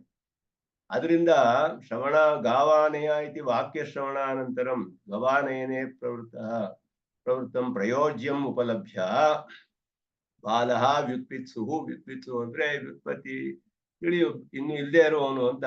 ವ್ಯುತ್ಪತ್ತಿಯನ್ನ ಇಚ್ಛೆ ಪಡುವವನು, ತಿಳಿಯುವವನು, ತಿಳಿಯಲು ಇಚ್ಛಿಸುವವನು ಬಾಲನಾದವನು ಇಯಂ ಗವಾನೇನ ಪ್ರವೃತ್ತಿ ಗವಾನೇನ ಕಾರ್ಯತಾ ಜ್ಞಾನ ಸಾಧ್ಯ ಗವಾನೇನ ಪ್ರವೃತ್ತಿತ್ವಾತ್ ಮದೀಯ ಗವಾನೇನ ಪ್ರವೃತ್ತಿವತ್. ಇದೊಂದು ಅನುಮಾನವನ್ನ ಇಲ್ಲಿ ಪ್ರಯೋಗಿಸ್ತಾರೆ. ಗವಾನೇನ ವೃತ್ತಿ, ಗವಾನೇನದಲ್ಲಿ ಅರ್ಥವನ್ನು ಹೊಂದಿರೋದು ಅಂತ ಅರ್ಥ. ಹಸುವನ್ನು ತೆಗೆದುಕೊಂಬರೋದ್ರಲ್ಲಿ ಗವಾನೇನ ಕಾರ್ಯತಾ ಜ್ಞಾನ ಸಾಧ್ಯ. ಹಸುವನ್ನು ಕರೆದುಕೊಂಡು ಬರುವುದು ಅನ್ನುವ ಕಾರ್ಯದ ಒಂದು ಜ್ಞಾನದಿಂದ ಸಿದ್ಧಿಸುತ್ತೆ ಇದು. ಹಸುವನ್ನು ಕರೆದುಕೊಂಡು ಬರಬೇಕು, ಆ ಒಂದು ಕಾರ್ಯದ ಜ್ಞಾನದಿಂದ ಸಿದ್ಧಿಸುವಂತಹದ್ದು. ಗವಾನೇನ ಪ್ರವೃತ್ತಿತ್ವಾತ್. ಯಾಕೆ ಅಂದ್ರೆ ಹಸುವನ್ನು ತಗೊಂಡ್ಕೊಂಡು ಪ್ರವೃತ್ತಿ, ಅದರಿಂದಲೇ ಇದು ಉಂಟಾಗುತ್ತೆ. ಸುಮ್ಮನೆ ಹೇಳಿದ್ರೆ ಇಲ್ಲಾಗಲ್ಲ. ಒಂದು ಹಸುವನ್ನು ಕರೆದುಕೊಂಡು ಬರುವ ಒಂದು ಪ್ರವೃತ್ತಿಯನ್ನು ನೋಡಿದ್ರೆ ಆ ಹಸುವನ್ನು ಕರೆದುಕೊಂಡು ಪ್ರವೃತ್ತಿ ಎಲ್ಲ ಉಂಟಾಗುವ ಜ್ಞಾನದಿಂದ ತಿಳಿಯುತ್ತೆ ಇದು ಗವಾನೇನ ಅನ್ನೋದಕ್ಕೆ ಏನರ್ಥ ಅಂತ ಹೇಳಿ. ಅದು ಮದೀಯ ಗವಾನೇನ ಪ್ರವೃತ್ತಿ ಬರುತ್ತೆ. ನನಗೆ ತಿಳಿದು ಬಂದಂತಹ ನಾನು ಹೋಗಿ ತಗೊಂಬಂದ್ರೆ ಆವಾಗ ನನಗೆ ಅರ್ಥ ತಿಳಿಯುತ್ತೆ ಅದರಲ್ಲಿ. ತದೀಯ ಕಾರ್ಯತಾ ಜ್ಞಾನಂ ಅನುಮಾಯ. ಅವನ ಕಾರ್ಯದಲ್ಲಿ ಅದರ ಜ್ಞಾನವನ್ನ ಅನುಮಾನ ಮಾಡ್ಕೊಳ್ತಾನ ಅವನು. ಓ ಗವಾನೇನ ಅನ್ನೋದಕ್ಕೆ ಇದೇ ಅರ್ಥ. ಹಸುವನ್ನು ತರೋದು ಅನ್ನೋದೇ ಅರ್ಥ ಇದಕ್ಕೆ. ಗಾಮಾನಯ ಅಂತ ಹೇಳಿದ್ರೆ ಇದುವೇ ಅರ್ಥ ಇದಕ್ಕೆ. ಯಾಕೆ ಅಂದ್ರೆ ಈ ಕಾರ್ಯ ನೋಡಿದ ಮೇಲೆ ನನಗೆ ಇದು ತಿಳಿಯಿತು ಇದ್ರ ಅರ್ಥ ಏನು ಅಂತ. ಆದ್ದರಿಂದ ಇದರಿಂದ ಉಂಟಾಗುವ ಜ್ಞಾನ ನಾನು ಹೀಗೆ ಮಾಡಬಹುದು ಅಂತ ತಿಳಿಯುತ್ತೆ ಅವನಿಗೆ. ಇದು ಅವರು ಮಾಡುವಂತಹ ವಾದ ನಿರೂಪಣೆ. ತಸ್ಯ ಜ್ಞಾನಸ್ಯ ಶಬ್ದಾನ್ವಯ ವ್ಯತಿರೇಕ ಅನ್ವಯ ವ್ಯತಿರೇಕ ಅನುವಿಧಾಯತೆಯ ಶಬ್ದಜನ್ಯತಾ ನಿಶ್ಚಿತ. ಈ ಜ್ಞಾನ ಶಬ್ದದ ಅನ್ವಯ ಮತ್ತು ವ್ಯತಿರೇಕಕ್ಕೆ ಅನುಗುಣವಾಗಿಯೇ ತಿಳಿದು ಬರುತ್ತೆ. ಅದಕ್ಕೆ ಅನುವಿಧಾಯಿ, ಅದಕ್ಕೆ ಅನುಗುಣವಾಗಿಯೇ ಶಬ್ದಜನ್ಯತಾ ನಿಶ್ಚಿತ. ಈ ಶಬ್ದದಿಂದ ಉಂಟಾಗುತ್ತೆ ಅನ್ವಯ ವ್ಯತಿರೇಕ. ಇದು ಗವಾಮಾನೆಯ ಅಂದಾಗ ಹಸುನ್ ತಗೊಂಬಂದ್ರೆ ಇವನು ಗೊತ್ತಾಗುತ್ತೆ. ಅವನು ತರದೇ ಹೋದ್ರೆ ಗೊತ್ತಾಗೋದಿಲ್ಲ. ಸುಮ್ನೆ ಗಾಮಾನೆಯ ಅಂದಾಗ ಸುಮ್ನೆ ಅವನು ನಿಂತಿದ್ರೆ ಇವನ್ ಏನು ತಿಳಿದೇ ಇರೋವನು ಗಾಮ್ ಅಂತ ಶಬ್ದ ಕೇಳಿದ, ಆನೆಯ ಅಂದ್ರೆ ಏನು ಗೊತ್ತಿಲ್ಲ, ಇವನಿಗೇನು ಅರ್ಥ ಆಗೋದಿಲ್ಲ. ಇವನು ಹಸು ತಗೊಂಬಂದ್ರೆ ಓಹೋ ಇದು ಅರ್ಥ ಅಂತ ತಿಳಿಯುತ್ತೆ, ಇದು ಅನ್ವಯ. ಅವ್ನು ತರದೇ ಹೋದ್ರೆ ಇವನಿಗೇನು ಅರ್ಥವಾಗೋದಿಲ್ಲ. ಈ ಕಾರ್ಯದಿಂದಲೇ ಅವನಿಗೆ ಆ ಶಬ್ದದ ಜ್ಞಾನ ಉಂಟಾಯ್ತು ಅಂತ ನಿಶ್ಚಯ ಮಾಡ್ಕೋತಾನ ಅವನು. ತತಶ್ಚ ಪ್ರಾಥಮಿಕ ವ್ಯುತ್ಪತ್ತಿ ಗ್ರಹೇ. ಮೊದಲು ಬಾರಿ ನಮಗೆ ಒಂದು ಶಬ್ದದ ವ್ಯುತ್ಪತ್ತಿ ತಿಳಿಬೇಕಾದ್ರೆ ಶಬ್ದಸ್ಯ ಕಾರ್ಯಜ್ಞಾನ ಜನಕತ್ವ ನಿಶ್ಚಯಾತ್. ಕಾರ್ಯದಿಂದಲೇ ಉಂಟಾಗುವ ಜ್ಞಾನ, ಶಬ್ದಕ್ಕೆ ಕಾರ್ಯದಿಂದಲೇ ತಿಳಿಬೇಕು ಅರ್ಥವನ್ನ. ಅದನ್ನ ನಿಶ್ಚಯ ಮಾಡಿಕೊಂಡ್ರೆ ತದುಪಜೀವಿ ದ್ವಿತೀಯಾದಿ ವ್ಯುತ್ಪತ್ತಿ ಗ್ರಹೇ. ಅದರಿಂದ ತಿಳಿದು ಬರುವಂತಹ, ಅದನ್ನ ಆಶ್ರಯಿಸಿರುವ ಎರಡನೆಯ ವ್ಯುತ್ಪತ್ತಿ ತಿಳಿಯೋದು ಮೊದಲಾದದ್ದೆಲ್ಲ ಕಾರ್ಯ ವಿಷಯಕ ಏವ ಇತಿ. ಕಾರ್ಯ ಅನನ್ವಿತೆ ಸಿದ್ಧಾರ್ಥೆ ವ್ಯುತ್ಪತ್ತಿ ಗ್ರಹ ಅಸಂಭವಾತ್. ಸಿದ್ಧವಾದ ಶಬ್ದಕ್ಕೆ ಬ್ರಹ್ಮ ಅಂತ ಹೇಳಿದ್ರೆ, ಆನಂದೋ ಬ್ರಹ್ಮ ಅಂತ ಹೇಳಿದ್ರೆ ಯಾವ ಕಾರ್ಯದಲ್ಲಿ ತೋರ್ಸಕ್ ಸಾಧ್ಯ ಇದನ್ನ?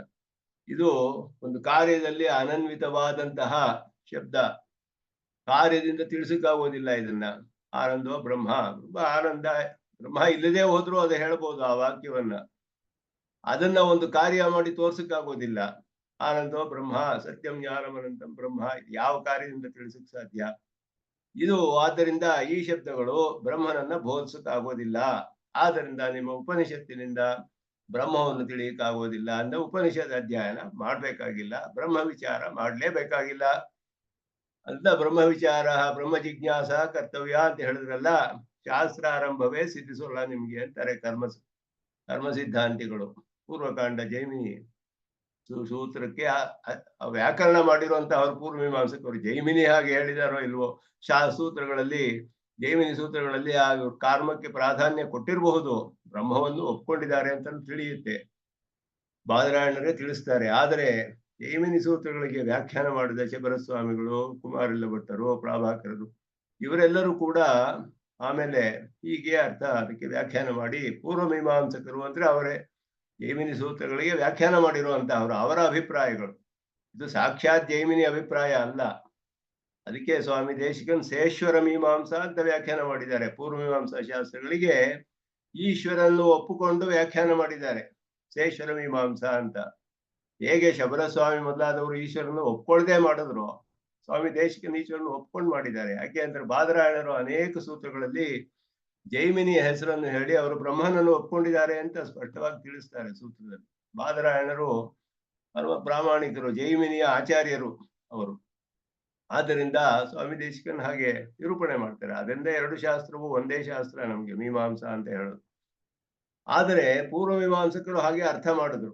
ಅವ್ರು ಹೇಳೋದು ಸಿದ್ಧವಾದ ಒಂದು ಪದಾರ್ಥವನ್ನ ಕಾರ್ಯದಲ್ಲಿ ಅನ್ವಿತವಿಲ್ಲದೆ ಶಬ್ದ ಬೋಧಿಸಕ್ಕೆ ಆಗೋದಿಲ್ಲ. ಮೊದಲ ಸತಿ ಒಂದು ಶಬ್ದ ಅರ್ಥ ತಿಳಿಬೇಕು ಅಂದ್ರೆ ಒಂದು ಕಾರ್ಯದಲ್ಲಿ ಅನ್ವಿತವಾಗಿರ್ಬೇಕು, ಇಲ್ಲದೆ ಹೋದ್ರೆ ಆಗೋದಿಲ್ಲ. ಆದ್ದರಿಂದ ಅವ್ಯುತ್ಪನ್ನಸ್ಯ ಶಬ್ದಸ್ಯ ಅರ್ಥ ಪ್ರತ್ಯಾಯಕತ್ವ ಅಭಾವಾತ್ ಅನಂತ ಸ್ಥಿರ ಫಲ ಆಪಾತ ಪ್ರತೀತಿ ಅಸಂಭವಾತ್.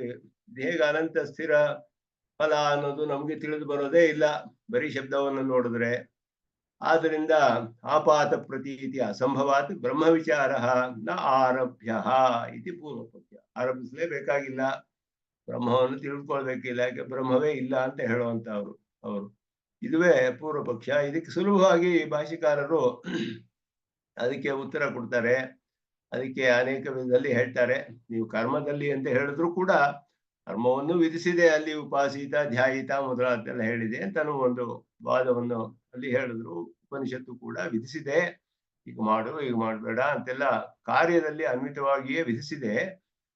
ಆದರೆ ಇನ್ನೊಂದು ರೂಪದಲ್ಲಿ ನಿರೂಪಣೆ ಮಾಡಿದ್ದು ಅಂಬಾ ತಾತಾದಿಭಿಹಿ ಚಂದ್ರಾದೀನ ಅಂಗುಲ್ಯ ನಿರ್ದಿಶ್ಯ. ಇಲ್ಲಿ ಒಂದು ಮಗುಗೆ ಒಬ್ಬರು ಅದಕ್ಕೆ ಅವ್ರ ತಾಯಿಯನ್ನು ತೋರಿಸಿ ಅಂಬಾ ಅಂಬಾ ಅಂತ ಅವ್ರ ತಂದೆಯನ್ನು ನೋಡಿಸಿ ತಾತ ತಾತ ಅಂತ ಹೇಳ್ತಾ ಇದ್ರೆ, ಒಂದು 10 ಸತಿ ಹೇಳಿದ್ರೆ ಆ ಮಗುಗೆ ತಾತ ಇವ್ರ ತಾಯಿ ಅಂತೆಲ್ಲ ಗೊತ್ತಾಗ್ಬಿಡುತ್ತೆ ಅದಕ್ಕೆ, ಆ ಶಬ್ದಕ್ಕೆ. ಅದು ಅನುಮಾನದಿಂದ ಇಲ್ಲಿ ಹೇಳಿದಾಗೆ ಇವನು ಹೇಗ್ ತಿಳಿತಾನೆ ಅಂದ್ರೆ, ವ್ಯುತ್ಪಿತ್ಸವಾದವನು ಗವಾನೇನ ಪ್ರವೃತ್ತಿ ಗವಾನೇನ ಕಾರ್ಯತ ಜ್ಞಾನ ಸಾಧ್ಯ ಗವಾನೇನ ಪ್ರತಿತ್ವ ಈ ರೀತಿ ಎಲ್ಲ ಅನುಮಾನ ಮಾಡ್ಕೊಂಡು ತಿಳಿಬೇಕು ಅವನು, ಇಲ್ಲದೆ ಹೋದ್ರೆ ಆಗೋದಿಲ್ಲ. ಆದ್ರೆ ಮಗುಗೆ ಇದೆಲ್ಲ ಏನು ತಿಳಿಯೋದಿಲ್ವಲ್ಲ, ಸುಮ್ಮನೆ ತೋರಿಸ್ತಾ ಇದ್ರು ಸಾಕು. ಇಲ್ಲಿ ಉದಾಹರಣೆ ಕೊಡುವಾಗ ಭಾಷಿಕಾರರು ಅಂಬಾ ತಾತ ಚಂದ್ರ ಮೊದಲಾದ್ದು ಹೇಳಿದ್ರು. ಇದಕ್ಕೆ ಒಂದು ವಿಶೇಷವಿದೆ.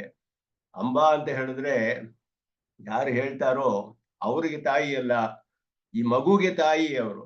ಆದ್ರೆ ಈ ಮಗು ತನಗೆ ತಾಯಿ ಅಂತ ತಿಳಿಯುತ್ತೆ, ಮಗು ತಿಳ್ಕೊಳ್ಳುತ್ತೆ ಆ ರೀತಿ. ಅವ್ರು ಹೇಳಿದವರು ತಾಯಿ ತಾಯಿ ಅಮ್ಮ ಅಮ್ಮ ಅಂತಾನೆ ಹೇಳ್ತಾರೆ, ಅವ್ರಿಗೆ ಅಮ್ಮ ಅಲ್ವಲ್ಲ, ಈ ಮಗುಗ್ ತಾನೇ ಅಮ್ಮ. ಆದ್ರೆ ಮಗು ತಿಳ್ಕೊಳ್ಳುತ್ತೆ. ಅದು ಒಂದು ಪ್ರತಿ ಇದು ಇರುವಂತಹದ್ದು. ಒಂದು ವಿಶೇಷವಾಗಿ ಒಬ್ರಿಗೊಬ್ರು ಮ್ಯೂಚುವಲ್ ಕನೆಕ್ಷನ್ ಇದೆ, ತಂದೆ ತಾಯಿಗೂ ಮಗಳಿಗೂ, ತಂದೆಗೂ ಮಗನಿಗೂ ಈ ರೀತಿ ಇರುವಂತಹದ್ದು ಪ್ರತಿ ಸಂಬಂಧಿ ಶಬ್ದಗಳು ಅಂತ ಹೇಳುವಂತಹದ್ದು. ಆದರೆ ಚಂದ್ರ ಮೊದಲಾದದ್ದು ಎಲ್ಲರಿಗೂ ಚಂದ್ರನೇ, ಅದನ್ನು ತಿಳಿಯುತ್ತೆ. ಚಂದ್ರ ಅಂದ್ರೆ ಚಂದ್ರ ಅಂತ ತಿಳಿಯುತ್ತೆ. ತಾಯಿ ಅಂದ್ರೆ ತನಗೆ ತಾಯಿ ಅಂತಾನು ತಿಳಿಯುತ್ತೆ ಮಗು. ಇದೆಲ್ಲ ಬರೀ ನಿರ್ದೇಶ ಮಾಡಿಯೇ ತಿಳಿಬಹುದೇ ಹೊರತು ಕಾರ್ಯದಲ್ಲಿ ಏನು ಅನ್ವಿತವಾಗಲಿಲ್ಲ. ಸುಮ್ಮನೆ ಬೆರಳು ತೋರಿಸಿ ಈ ತರ ತಾಯಿ ತಂದೆ ಚಂದ್ರ ಮೊದಲಾದನ್ನು ತಿಳಿಸಿದ್ರು, ಅದರಿಂದಲೇ ತಿಳ್ಕೊಂಡ್ಬಿಡ್ತು ಮಗು ಈ ಅರ್ಥಗಳನ್ನೆಲ್ಲ. ಅಯಂ ಚಂದ್ರ ಅಯಂ ಗೌಹು ಇತ್ಯಾದಿ ಶಬ್ದೇಶು ಬಹುಶಃ ಪ್ರಯುಕ್ತೇಶು ಭೂಯಃ ಸಹಚಾರ ದರ್ಶಿ ಬಾಲಃ ಶಬ್ದ ಪ್ರಯೋಗೆ ತದರ್ಥ ಬುದ್ಧಿ ಉತ್ಪತ್ತಿಂ ಸ್ವಾತ್ಮನಃ ದೃಷ್ಟ್ವಾ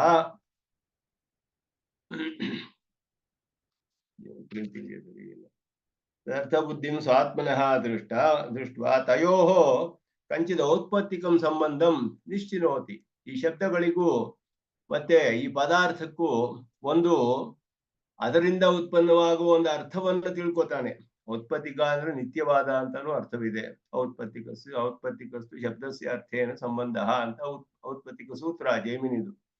ಔತ್ಪತ್ತಿಕಸ್ತು ಶಬ್ದಸ್ಯ ಅರ್ಥೇನ ಸಂಬಂಧ. ಔತ್ಪತ್ತಿಕ ಅಂದ್ರೆ ಸ್ವಾಭಾವಿಕವಾದದ್ದು, ನಿತ್ಯವಾದದ್ದು ಅನ್ನುವ ಅರ್ಥ. ಒಂದು ಸಂಬಂಧ ಇದೆ ಈ ಶಬ್ದಕ್ಕೂ ಈ ಪದಾರ್ಥಕ್ಕೂ ಅನ್ನೋದು ತಿಳಿದು ಬಿಡುತ್ತೆ ಮಗುಗೆ. ಆದ್ದರಿಂದ ಇದು ಕಾರ್ಯದಲ್ಲಿ ಅನ್ವಿತವಾಗಬೇಕು ಅನ್ನುವಂತಹ ಒಂದು ನಿಯಮವಿಲ್ಲ ಅನ್ನೋದನ್ನ ಇಲ್ಲಿ ತಿಳಿಸ್ತಾರೆ ಭಾಷಿಕಾರರು. ಅದುವೇ ಶಕ್ತಿ ಅಂತ ಹೇಳಲ್ಪಡುತ್ತೆ. ಶಬ್ದ ಶಕ್ತಿ ಸಯೇವ ಶಕ್ತಿ ರೀತಿ ಗೀಯತೆ. ಶಬ್ದದ ಒಂದು ಶಕ್ತಿ ಏನು ಅಂದ್ರೆ ಮುಖ್ಯ ಅರ್ಥ ಶಕ್ತಿ ಅಂತ ಹೇಳ್ಬಿಟ್ಟು, ಆ ಶಬ್ದ ಶಕ್ತಿಯ ಮೂಲಕ ಅದರ ಮೂಲಕ ಇನ್ನೊಂದು ಗೌಣವಾದ ಅರ್ಥವನ್ನು ನಾವು ತಿಳಿಯೋದಕ್ಕೆ ಶಕ್ತಿಯ ಸಂಬಂಧೋ ಲಕ್ಷಣ ಅಂತ ಹೇಳೋದು. ಲಕ್ಷಣಾರ್ಥ ಅಂತ ಹೆಸರು ಅದಕ್ಕೆ. ಮುಖ್ಯ ಅರ್ಥ ಲಕ್ಷಣಾರ್ಥ ಎರಡಿದೆ. ಮುಖ್ಯಾರ್ಥ ಸಂಭವವಿಲ್ಲೇ ಇದ್ದಾಗ ಮುಖ್ಯಾರ್ಥದ ಮೂಲಕವಾಗಿ ಇನ್ನೊಂದು ಅದಕ್ಕೆ ಸಂಬಂಧಿಸುವ ಒಂದು ಗುಣವನ್ನು ಏನಾದ್ರು ಇಟ್ಕೊಂಡು ಅದರ ಅರ್ಥವನ್ನು ತಿಳಿಯೋದು ಅದಕ್ಕೆ ಸಂಬಂಧಿಸಿರ್ಬೇಕು ಮುಖ್ಯಾರ್ಥಕ್ಕೆ. ಅದು ಲಕ್ಷಣಾರ್ಥ ಅಂತ ಹೆಸರು. ಅಗ್ನಿ ಮಾಣವಕಃ ಅಂದ್ರೆ ಮಾಣವಕ ಅಗ್ನಿ ಅಲ್ವಲ್ಲ, ಆದ್ರೆ ಅಗ್ನಿ ಅಂತ ಹೇಳಿದ್ರೆ ಅಗ್ನಿಯ ಗುಣವಾದ ತೇಜಸ್ಸು ಅನ್ನೋದು ಲಕ್ಷಣಾರ್ಥವಾಗಿ ತಿಳಿಯುತ್ತೆ ಅಲ್ಲಿ, ಮುಖ್ಯ ಅರ್ಥವಲ್ಲ ಅಲ್ಲಿ. ಹಾಗೆ ಆದರೆ ಅದು ಅಗ್ನಿ ಎನ್ನುವ ಪದಾರ್ಥದ ಶಬ್ದದ ಮುಖ್ಯ ಅರ್ಥದ ಮೂಲಕ ತಿಳಿಯುವಂತಹ ಅರ್ಥವೇ ಲಕ್ಷಣಾರ್ಥ. ಇದು ಶಬ್ದ ಶಕ್ತಿ ಎನ್ನುವುದು ಶಬ್ದದ ಮುಖ್ಯ ಅರ್ಥ ಅಂತ ಹೇಳೋದು. ಅಭಿಧಾ ವೃತ್ತಿ ಅಂತ ಹೇಳ್ತೀವಿ, ಲಕ್ಷಣಾವೃತ್ತಿ ಅಭಿಧಾವೃತ್ತಿ ಅಂತ. ಇದು ತಿಳಿದು ಬರುತ್ತೆ. ಸುಮ್ಮನೆ ಬೆರಳನ್ನು ತೋರಿಸಿ ಹೇಳಿದ್ರೇನೆ ಮಕ್ಕಳಿಗೆ ತಿಳಿದು ಬಿಡುತ್ತೆ. ಆದ್ದರಿಂದ ಈ ಸಂಬಂಧ ಇದೆ, ಶಬ್ದಕ್ಕೂ ಪದಾರ್ಥಕ್ಕೂ ಸಂಬಂಧ ಇದೆ, ಒಂದು ಸ್ವಾಭಾವಿಕವಾದ್ದು ತಿಳಿದು ಬಿಡುತ್ತೆ ಅವರಿಗೆ. ಅದು ಕಾರ್ಯದಲ್ಲಿ ಅನ್ವಿತವಾಗಬೇಕಾಗಿಲ್ಲ. ಅದೇ ರೀತಿಯಲ್ಲಿ ಉಪನಿಷತ್ತುಗಳ ಉಪದೇಶಗಳು ಕೂಡ ಬ್ರಹ್ಮನ ವಿಚಾರ ಸಿದ್ಧವಾದ ಪದಾರ್ಥವನ್ನು ಶಬ್ದವು ಬೋಧಿಸಬಹುದು ಅನ್ನೋದೇ ಅಲ್ಲಿ ಪ್ರಧಾನವಾದದ್ದು. ಜೈಮಿನಿ ಸೂತ್ರದಲ್ಲೇ ಹೇಳಿದ್ರು, ಔತ್ಪತ್ತಿಕಸ್ತು ಶಬ್ದಸ್ಯ ಅರ್ಥೇನ ಸಂಬಂಧ. ಶಬ್ದಕ್ಕೂ ಅರ್ಥಕ್ಕೂ ಸ್ವಾಭಾವಿಕವಾದ ಸಂಬಂಧ ಇದೆ ಅಂತಾನೆ ಹೇಳಿದ್ದಾರೆ. ಆದರೂ ಅವರು ಬ್ರಹ್ಮನನ್ನು ಒಪ್ಕೊಳ್ಳೋದಿಲ್ಲ, ಸಿದ್ಧವಾದ ಪದಾರ್ಥಗಳನ್ನು. ಆದರೆ ಅದು ಸ್ಪಷ್ಟವಾಗಿ ಇದೆ. ತತಶ್ಚ ಸಿದ್ಧಾರ್ಥೇಪಿ ವ್ಯುತ್ಪತ್ತಿ ಗ್ರಹ ಸಂಭವಾತ್. ಸಿದ್ಧವಾದ ಪದಾರ್ಥದಲ್ಲೂ ವ್ಯುತ್ಪತ್ತಿ ಇರೋದ್ರಿಂದ ಶಬ್ದಕ್ಕೆ ಸ್ವಾಭಾವಿಕವಾದ ವ್ಯುತ್ಪತ್ತಿ ಇದೆ. ಕಾರ್ಯದಲ್ಲಿ ಅನ್ವಿತವಾಗಿಯೇ ಅದರ ಅರ್ಥ ತಿಳಿಬೇಕು ಅನ್ನುವಂತಹದ್ದು ನಿಯಮ ಇಲ್ಲ ಅನ್ನೋದು ಅದಕ್ಕೆ ಅರ್ಥ. ತಾಂತ್ರಿಕಾಂತರ ಉಪದರ್ಶಿತ ಮಾರ್ಗೈಶ್ಚ ತಾಂತ್ರಿಕಾಂತರೋಪದರ್ಶಿತ ಮಾರ್ಗೈ. ಬೇರೆ ಸಿದ್ಧಾಂತಗಳಿಂದ ತೋರಿಸಲ್ಪಟ್ಟ ಮಾರ್ಗಗಳಿಂದಲೂ ಸಿದ್ಧಾರ್ಥೆ ವ್ಯುತ್ಪತ್ತಿ ಗ್ರಹ ಸಂಭವಾತ್ ಅನಂತ ಸ್ಥಿರ ಫಲ ಆಪಾತ ಪ್ರತೀತಿ ಸಂಭವಾತ್ ಬ್ರಹ್ಮ ವಿಚಾರ ಆರಂಭಣೀಯ ಇತಿ ತತ್ರ ಸಿದ್ಧಾಂತ ಕೃತಃ. ಇಂದ ಸಿದ್ಧಾಂತವನ್ನ ಮಾಡಿದ್ರು. ಇದು ಬೇರೆ ಬೇರೆ ತಂತ್ರಾಂತರ ಅಂದ್ರೆ ತಾಂತ್ರಿಕಾಂತರ ಉಪದರ್ಶಿತ ಮಾರ್ಗೈ ಅಂದ್ರೆ ಇವಾಗ ಒಂದು ನಿಘಂಟುವಿನಿಂದ ತಿಳಿಬಹುದು. ಈ ರೀತಿ ಬೇರೆ ಬೇರೆ ನಮಗೆ ಮಾರ್ಗಗಳಿಂದ ತಿಳಿಯೋಕೆ ಸಂಭವವಿದೆ ಅದು ಶಬ್ದಗಳ ಅರ್ಥಗಳನ್ನೆಲ್ಲ. ಅದರಿಂದ ಬೇರೆ ಸಿದ್ಧಾಂತಗಳಲ್ಲಿ ಹೇಳಿರುವಂತಹ ವಿಷಯ ಅದರ ಮೂಲಕವೂ ಕೂಡ ಶಬ್ದದ ಅರ್ಥಗಳನ್ನು ತಿಳಿಯಕ್ಕೆ ಸಾಧ್ಯ. ಕಾರ್ಯವಿಲ್ಲದೆ ಕಾರ್ಯ ಅನ್ವಿತವಿಲ್ಲದೆ ತಿಳಿಯಕ್ಕೆ ಸಾಧ್ಯ ಸಿದ್ಧ ವಸ್ತುವಿಗೆ ಅನ್ನೋದನ್ನ ಇಲ್ಲಿ ಹೇಳ್ತು ಸಿದ್ಧಾಂತವನ್ನು ಮಾಡಿ. ಇದು ಪ್ರಾಸಂಗಿಕವಾಗಿ ಹೇಳ್ತಾರೆ ಈ ಮಂತ್ರಕ್ಕೆ. ಬ್ರಹ್ಮ ಜಿಜ್ಞಾಸಾಧಿಕರಣದ ವಿಷಯವಾಕ್ಯ ಅನ್ನೋದು ತಿಳಿಸಿ ಅದರ ವಿಚಾರವಾಗಿ ಕೆಲವು ವಿಷಯಗಳನ್ನ ಇಲ್ಲಿ ನಿರೂಪಣೆ ಮಾಡ್ತಾರೆ. ಇಲ್ಲಿಗೆ ಎರಡನೇ ಖಂಡವು ಮುಗಿಯುತ್ತೆ. ಪ್ರಥಮ ಮುಂಡಕದಲ್ಲಿ ಎರಡನೇ ಖಂಡ ಮುಗಿಯುತ್ತೆ ಇಲ್ಲಿಗೆ. ಈಗ ಎರಡನೆಯ ಮುಂಡಕದಲ್ಲಿ ಮೊದಲನೇ ಖಂಡ.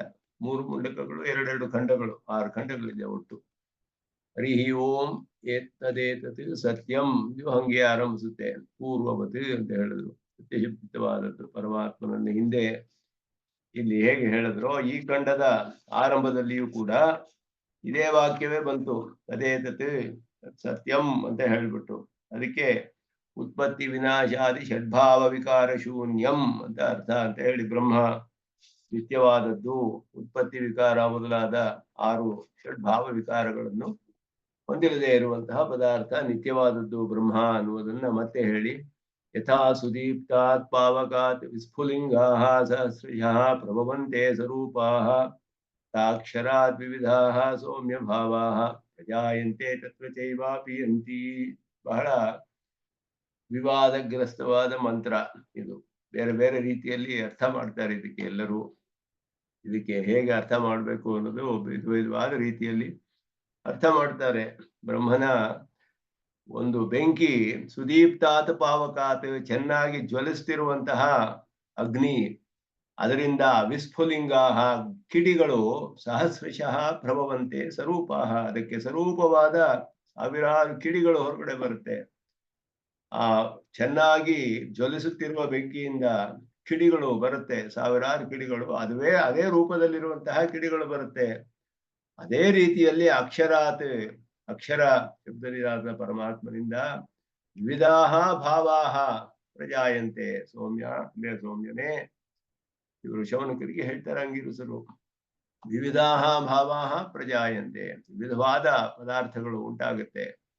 ತತ್ರ ಚ ಏವ ಅಪಿಯಂತಿ, ಅದರಲ್ಲಿಯೇ ಹೋಗಿ ಲಯವಾಗುತ್ತೆ ಅಂತ ಹೇಳಿದ್ರು. ಯಾದವ ಪ್ರಕಾಶರು ಇದನ್ನ ಮುಖ್ಯಾರ್ಥದಲ್ಲಿಯೇ ತೆಗೆದು ಹೇಳ್ತಾರೆ. ಬ್ರಹ್ಮನಿಂದಲೇ 3 ಭಾಗ ಆಗ್ಬಿಡ್ತು, ಈಶ್ವರ, ಚಿತ್, ಅಚಿತ್ ಅಂತ 3. ಸಾಕ್ಷಾತ್ ಬ್ರಹ್ಮನ ಭಾಗವೇ ಅಂತ ಹೇಳಿದ್ರು. ಭಾಗವೇ ಇದೆಲ್ಲ, ಲೋಕದಲ್ಲಿರೋದೆಲ್ಲ ಬ್ರಹ್ಮವೇ, ಅಚೇತನ ಅನ್ನೋದಿಲ್ಲ. ಬ್ರಹ್ಮನ ಭಾಗವೇ ಅದು, ಅಚೇತನವೂ ಕೂಡ. ಚೇತನವೂ ಹಾಗೆಯೇ, ಎಲ್ಲರೂ ಸಾಕ್ಷಾತ್ ಭಾಗ ಈಶ್ವರನಿಗೆ. ಲಯ ಪ್ರಳಯದಲ್ಲೇನು ಅಂದ್ರೆ ಎಲ್ಲ ಹೋಗಿ ಸೇರ್ಬಿಡ್ತಾರೆ, ಮೋಕ್ಷದಲ್ಲಿಯೋ ಪ್ರಳಯದಲ್ಲಿಯೋ ಹೋಗಿ ಎಲ್ಲ ಅವನ್ನೇ ಸೇರ್ಬಿಡ್ತಾರೆ ಮೋಕ್ಷದಲ್ಲಿ ಅಂತ ಹೇಳ್ತಾರೆ. ಯಾಕೆಂದ್ರೆ ಶ್ರುತಿ ಹಾಗೆ ಹೇಳಿದೆ, ಎಲ್ಲ ಲಯವಾಗ್ಬಿಡುತ್ತೆ ಅನ್ನೋ ಕಡೆ ಎಲ್ಲ ಮುಖ್ಯಾರ್ಥ ಹೇಳ್ಬೇಕು. ಸೃಷ್ಟಿ ಆಗಿರೋದು ಈ ರೀತಿ ಶ್ರುತಿ ಹೇಳಿರೋದಕ್ಕೆ ಮುಖ್ಯಾರ್ಥ ತಗೋಬೇಕು ಅಂತ ಹಾಗೆ ಹೇಳಿದ್ರು. ಈಗ ಹೇಳಿದ್ರೆ ಬ್ರಹ್ಮನಿಗೆ ಎಲ್ಲ ದೋಷ ಬರುತ್ತೆ. ನಿರ್ದೋಷತ್ವ ಹೇಳುವ ಶ್ರುತಿಗಳಿಗೆಲ್ಲ ವಿರೋಧ ಬರುತ್ತೆ. ಸಾವಿರಾರು ಶ್ರುತಿಗಳು ಬ್ರಹ್ಮನಿಗೆ ನಿರ್ದೋಷನಾದವನು ಅಂತ ಹೇಳಿದೆ, ಕಲ್ಯಾಣ ಗುಣಕರನಾದವನು ಅಂತ ಹೇಳಿದೆ, ಅದಕ್ಕೆಲ್ಲ ವಿರೋಧ ಬರುತ್ತೆ. ಆದ್ರಿಂದ ಹಾಗೆ ಹೇಳಕ್ ಸಾಧ್ಯವಿಲ್ಲ. ಅದನ್ನ ಭಾಷ್ಯಕಾರರು ಇದೆಲ್ಲವನ್ನು ಶರೀರಾತ್ಮ ಭಾವ ಇಟ್ಕೊಂಡು ಎಲ್ಲವನ್ನೂ ಕೂಡ ಸರಿಯಾದ ವಿರೋಧವಿಲ್ಲದೆ ಹೇಳ್ತಾರೆ. ಅದು ಮಾಸ್ಟರ್ ಕೀ ಅಂತ ಹೇಳ್ತೀವಿ ನಾವು. ಶರೀರಾತ್ಮ ಭಾವ ಅನ್ನೋದು ನಮ್ಮ ಸಿದ್ಧಾಂತಕ್ಕೆ ಮಾಸ್ಟರ್ ಕೀ. ಎಲ್ಲವನ್ನು ಅದು ಪರಿಹಾರ ಮಾಡ್ಬೋದು, ಎಲ್ಲಾ ವಿರೋಧವನ್ನು ಅದು ಪರಿಹಾರ ಮಾಡ್ಬೋದು ಅದನ್ನ.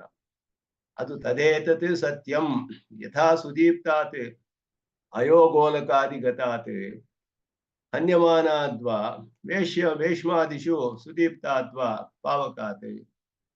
ಮನೆಗಳಲ್ಲಿ ಜ್ವಲಿಸುವ ಬೆಂಕಿಯಿಂದಲೋ ಅಥವಾ ಒಂದು ಕಾದ ಕಬ್ಬಿಣ, ಅಯೋಗೋಲಕ, ಒಂದು ಕಾದ ಕಬ್ಬಿಣ, ಅದರಲ್ಲಿ ಹೊಡೆದ್ರೆ ಕಿಡಿಗಳು ಬರುತ್ತೆ. ಅದರಿಂದ ಪೂರ್ತಿ ಮೋಲ್ಟನ್ ಅಂತ ಹೇಳ್ತೀವಲ್ಲ, ಆ ರೀತಿ ಸ್ಟೇಟ್ ಅಲ್ಲಿ ಇರ್ಬೇಕು, ಚೆನ್ನಾಗಿ ಕಾದು ಬಿಟ್ಟಿರ್ಬೇಕು. ಅದನ್ನ ಹೊಡೆದ್ರೆ ಕಿಡಿಗಳು ಬರುತ್ತೆ ಅದರಲ್ಲಿ, ಅದು ನೋಡ್ಬೇಕು. ಅದರಿಂದಲೋ ಅನೇಕಶಃ ಸ್ವರೂಪಾಹ ವಿಸ್ಫುಲಿಂಗಾಹ ಯಥಾ ಉತ್ಪದ್ಯಂತೆ, ಅದರ ಒಂದು ಕಿಡಿಗಳು ಹೇಗೆ ಉತ್ಪನ್ನವಾಗುತ್ತೋ ಅದೇ ರೀತಿಯಲ್ಲಿ ಅಕ್ಷರದಿಂದ ಎಲ್ಲ ಬರುತ್ತೆ ಅಂತ ಹೇಳಿ ಅವರಲ್ಲಿ ಲಯವಾಗುತ್ತೆ.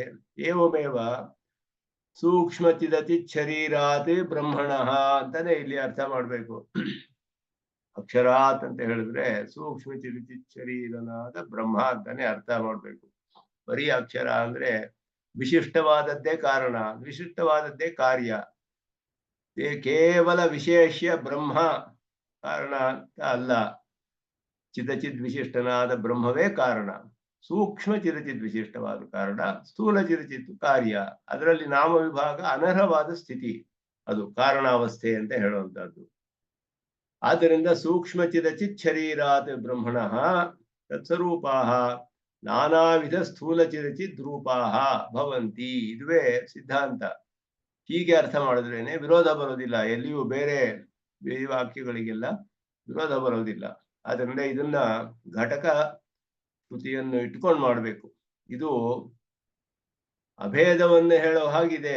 ಕಿಡಿಯ ಭಾಗಗಳೇ ಬರ್ತಾ ಇದೆ ಅಂತ ಹೇಳಿದ್ರೆ ಅಲ್ಲಿಯೇ ಹೋಗಿ ಸೇರುತ್ತೆ ಅಂತ ಹೇಳಿದ್ರೆ ಇದಕ್ಕೆ ಘಟಕ ಶ್ರುತಿಯಿಂದ ವಿರೋಧ ಪರಿಹಾರ ಮಾಡ್ಬೇಕು.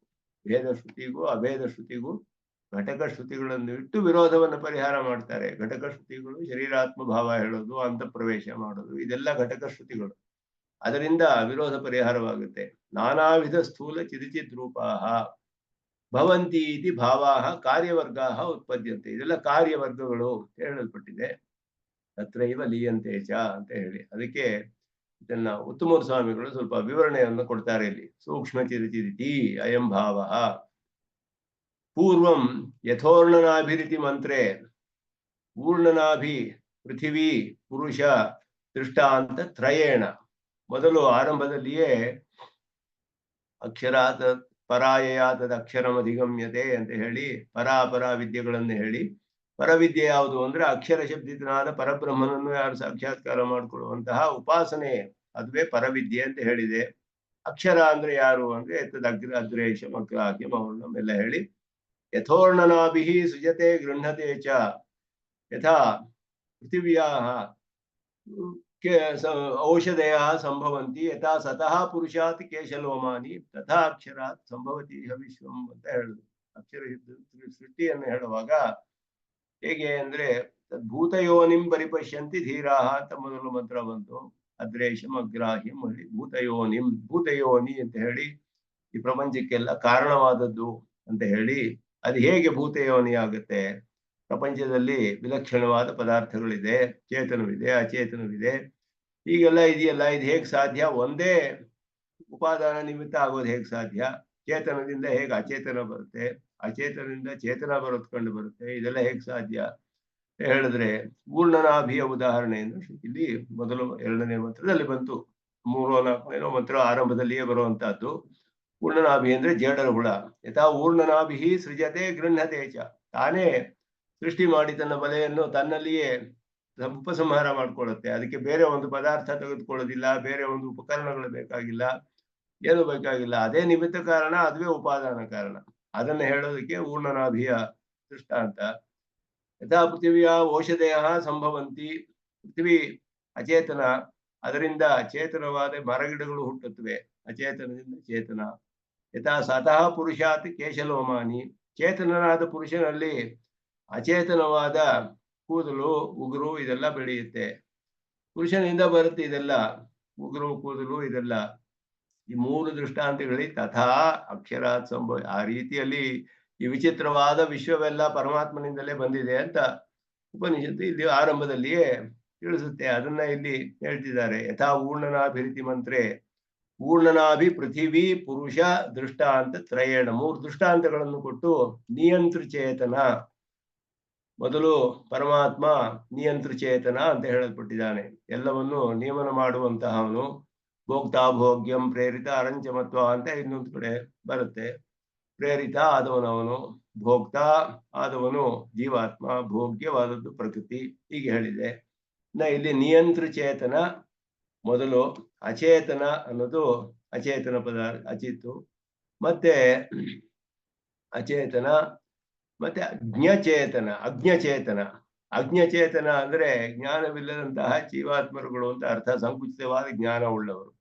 ನಿಯಂತ್ರ ಚೇತನ, ಅಚೇತನ, ಅಜ್ಞಚೇತನ, ತ್ರಯಂ, 3 ಕೂಡ ಅಂತ ಹೇಳಿ ಪರಮಾತ್ಮ ಅಚಿತ್ ಚಿತ್, ಇದು 3 ಮಿಲಿತಂ ಜಗತ್ಕಾರಣಮಿತಿ ಸೂಚಿತಂ. ಇದು 3 ಸೇರಿಯೇ ಜಗತ್ಕಾರಣ ಅನ್ನೋದನ್ನ ಮಂತ್ರದಲ್ಲಿ ಹೇಳಿದ್ದಾರೆ. ಏವಂಚ ಯಥಾ ಅಕ್ಷರಾದಿತ್ಯತ್ರ ಅಕ್ಷರಾದಿತ್ಯಸ್ಯ ಸಾಕ್ಷಾತ್ ಪರಂಪರೆಯಾ ಚ ಅಕ್ಷರತ್ವ ವಿಶಿಷ್ಟಾತ್ ಇತ್ಯರ್ಥ. ಅಕ್ಷರ ವಿಶಿಷ್ಟವಾದ ಅಕ್ಷರತ್ವ ವಿಶಿಷ್ಟಾತ್ ಅಂತ ಹೇಳ್ತಾರೆ. ಅಕ್ಷರತ್ವ ವಿಶಿಷ್ಟಾತ್, ಇದರಲ್ಲಿ ಅಕ್ಷರ ಅನ್ನೋದಕ್ಕೆ 2 ಅರ್ಥ ಬರುತ್ತೆ. ಇಲ್ಲಿ ಈ ಮುಂದಿನ ಮಂತ್ರದಲ್ಲಿ ಬರುತ್ತೆ. ಅಕ್ಷರ ಶಬ್ದಕ್ಕೆ ಈ ಪೃಥ್ವಿಯು ಹೇಳಲ್ಪಟ್ಟಿದೆ, ಮೂಲ ಪ್ರಕೃತಿಯು ಹೇಳಲ್ಪಟ್ಟಿದೆ ಅಕ್ಷರ ಶಬ್ದದಿಂದ. ಪರಮಾತ್ಮನು ಅಕ್ಷರ ಶಬ್ದದಿಂದಲೇ ಹೇಳಲ್ಪಟ್ಟಿದ್ದಾನೆ. ಇಲ್ಲಿ ಸಾಕ್ಷಾತ್ವ ಪರಂಪರೆಯ ಅಂತ ಹೇಳಿದ್ರು, ನೇರವಾಗಿಯೋ ಇಲ್ಲ ಒಂದರ ಮೂಲಕವೋ ಅವನು ವಿಶಿಷ್ಟವಾಗಿಯೇ ಕಾರಣವಾಗ್ತಾನೆ. ಚೇತನಾಚೇತನಗಳಲ್ಲಿ ಪರಿಣಾಮ ಉಂಟಾಗಿ ಅದರ ಮೂಲಕ ಪರಮಾತ್ಮನು ಕಾರಣ. ಸಾಕ್ಷಾತ್ತಾಗಿ ಅವನೇ ಸಂಕಲ್ಪ ಮಾಡಿ ಎಲ್ಲದರಲ್ಲೂ ಪರಿಣಾಮ ಉಂಟು ಮಾಡಬಹುದು. ಆ ರೀತಿ ಹಾಗೆ ತ್ರಯಾಣಾಮಪಿ ಅಕ್ಷರ ಪದವಾಚ್ಯತ್ವ, 3 ಅಕ್ಷರ ಅಂತ ಹೇಳಲ್ಪಟ್ಟಿದೆ ಶ್ರುತಿಗಳಲ್ಲಿ. ಚೇತನಕ್ಕೂ ಅಕ್ಷರ ಅಂತ ಹೇಳಿದೆ ಕೆಲವು ಕಡೆ, ಅಚೇತನಕ್ಕೂ ಹೇಳಿದೆ, ಅವ್ಯಕ್ತ ಮೂಲಕ್ಕೆ. ಪರಮಾತ್ಮನಿಗೂ ಹೇಳಿದೆ ಅಕ್ಷರಂ ತಮಸಿ ಲೀಯತೆ ಎನ್ನುವಾಗ ತಮಸ್ಸು ಅನ್ನೋದು ಚೇತನಾಚೇತನಗಳ ಸಮಷ್ಟಿ ಪದಾರ್ಥ.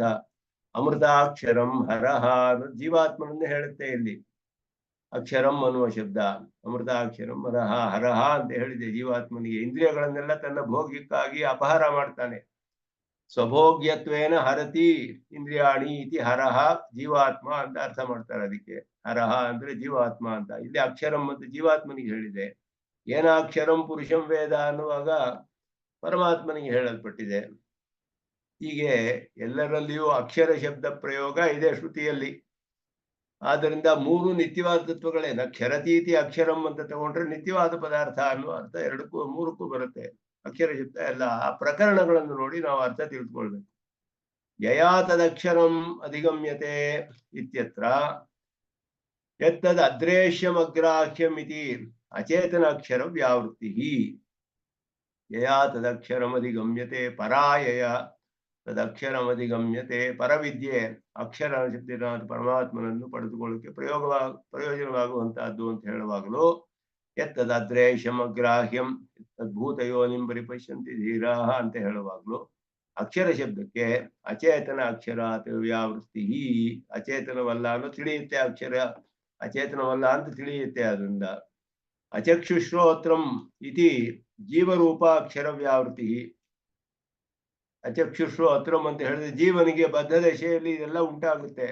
ದೇವ ಮನುಷ್ಯಾದಿ ಶರೀರ ಸಂಬಂಧ ಎಲ್ಲ ಬಂದ್ರೆ ಕಣ್ಣು ಕಿವಿ ಎಲ್ಲ ಇರುತ್ತೆ ಅವನಿಗೆ. ಪ್ರಾಣಿಗಳು ಇದೆಲ್ಲ ದೇಹಗಳು ಉಂಟಾದಾಗ ಅವನಿಗೆ ಅಚಕ್ಷುಶ್ರೋತ್ರಂ ಪ್ರಾಕೃತವಾದ ಚಕ್ಷುಶ್ರೋತ್ರಗಳೆಲ್ಲ ಇಲ್ಲ ಅವನಿಗೆ ಅಂತ ಪರಮಾತ್ಮನಿಗೆ ಹೇಳಲ್ಪಟ್ಟಿದೆ.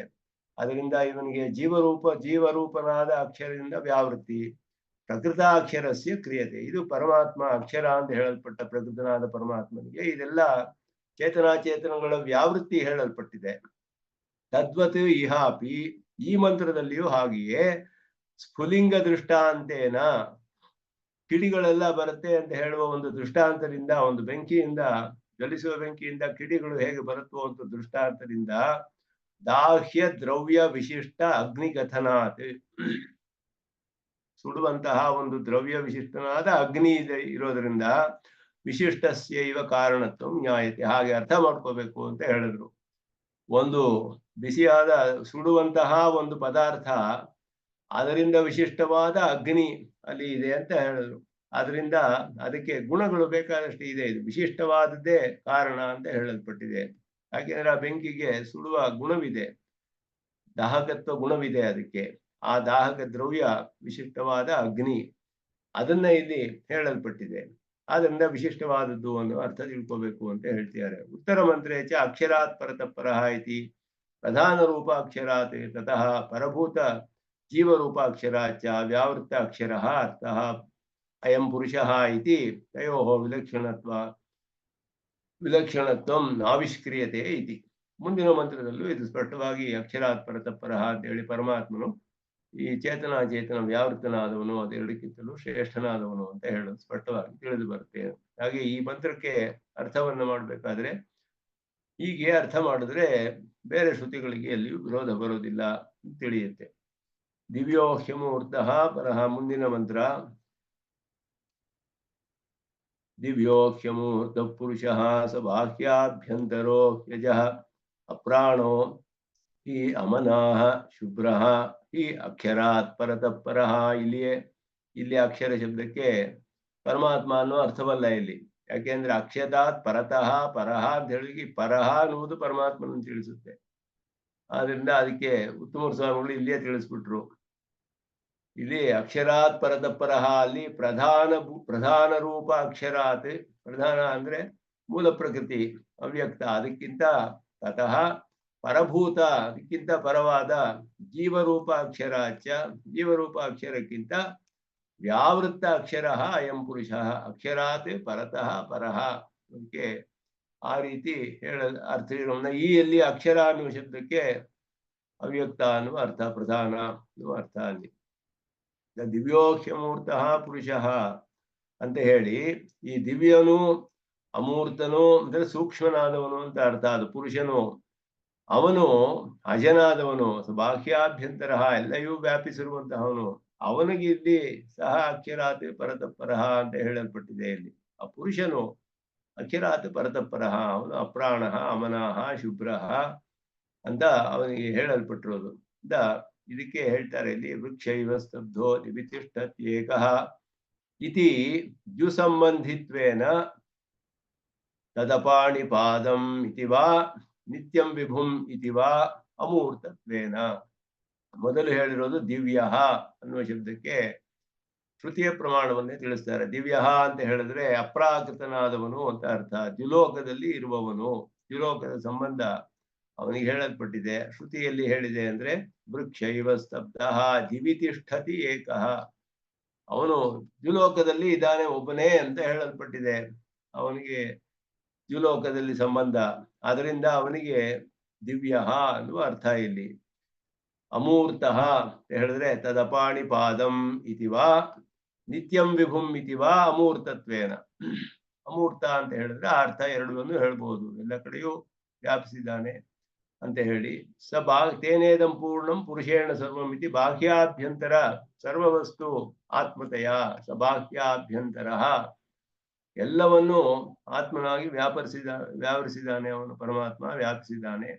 ಆದ್ದರಿಂದ ತೇನೇದಂ ಪೂರ್ಣಂ ಪುರುಷೇಣ ಸರ್ವಂ ಅನ್ನುವ ಅರ್ಥ ಇದು ತಿಳಿಯುತ್ತೆ ಅಂತ ಹೇಳಿದ. ಬಾಹ್ಯಾಭ್ಯಂತರ ಅಚಕ್ಷು ಶ್ರೋತ್ರಂ ಇತಿ ಅನಿಂದ್ರಿಯತ್ವೇನ ಪ್ರಾಣಮನಃ ಶೂನ್ಯತೆಯ, ಪ್ರಾಣಮನಃ ಶೂನ್ಯತೆಯ ಅಚಕ್ಷು ಶ್ರೋತ್ರಂ ತದಪಾಣಿ ಪಾದಂ ಹೇಳಿರೋದು, ಅಪ್ರಾಣಃ ಅಮನಾಹ ಅಂತ ಹೇಳಿರೋದು. ಪ್ರಾಣಮನಃ ಶೂನ್ಯತೆಯ ಅಂದ್ರೆ ಇಂದ್ರಿಯಗಳು, ಪ್ರಾಕೃತ ಇಂದ್ರಿಯಗಳಿಲ್ಲ ಅಂತ ಅವನಿಗೆ ಅರ್ಥ. ಶುಭ್ರಃ ಅಕ್ಷರಾತ್ ಪರತಃಪರಃ ಏನಾಕ್ಷರಂ ಪುರುಷಂ ವೇದ ಸತ್ಯಂ ಇತಿ ವಿಕಾರ ರೂಪ ವಿಕಾರಿ ದೋಷ ಶೂನ್ಯತೆಯ, ವಿಕಾರ ರೂಪವಾದ ದೋಷವಿಲ್ಲದೆ ಇರುವಂತ ಅವನು. ಏನ ಅಕ್ಷರಂ ಪುರುಷಂ ವೇದ ಸತ್ಯಂ, ಅಕ್ಷರಂ ಸತ್ಯಂ ಇದೆಲ್ಲ ಹೇಳಿರೋದು ಅವನ ವಿಕಾರ ಶೂನ್ಯತೆಯನ್ನು ತಿಳಿಸುತ್ತೆ, ಆ ದೋಷವಿಲ್ಲ ಅವನಿಗೆ ಅಂತ ಹೇಳಿ. ಪುರುಷಯಾಚ ದಿವ್ಯಾದಿ ಶುಭ್ರ ಪರ್ಯಂತ ಶಬ್ದಿತಶ್ಚ, ದಿವ್ಯ ಅಂತ ಹೇಳಿ ಶುಭ್ರ ಅಲ್ಲಿರುವ ತನಕ ದಿವ್ಯ ಆದಿ, ದಿವ್ಯದಿಂದ ಆರಂಭಿಸಿ ಶುಭ್ರ ಅಂತ ಶುಭ್ರದವರೆಗೂ ಹೇಳಲ್ಪಟ್ಟ ಪರಮಾತ್ಮ ದಿವ್ಯಾದಿ ಶುಭ್ರ ಪರ್ಯಂತ ಶಬ್ದಿತಃ. ಅವನು ಯಹ, ಅವನು ಸಹ, ಇದು ಅನ್ವಯ ಹೀಗೆ ಮಾಡ್ಕೋಬೇಕು.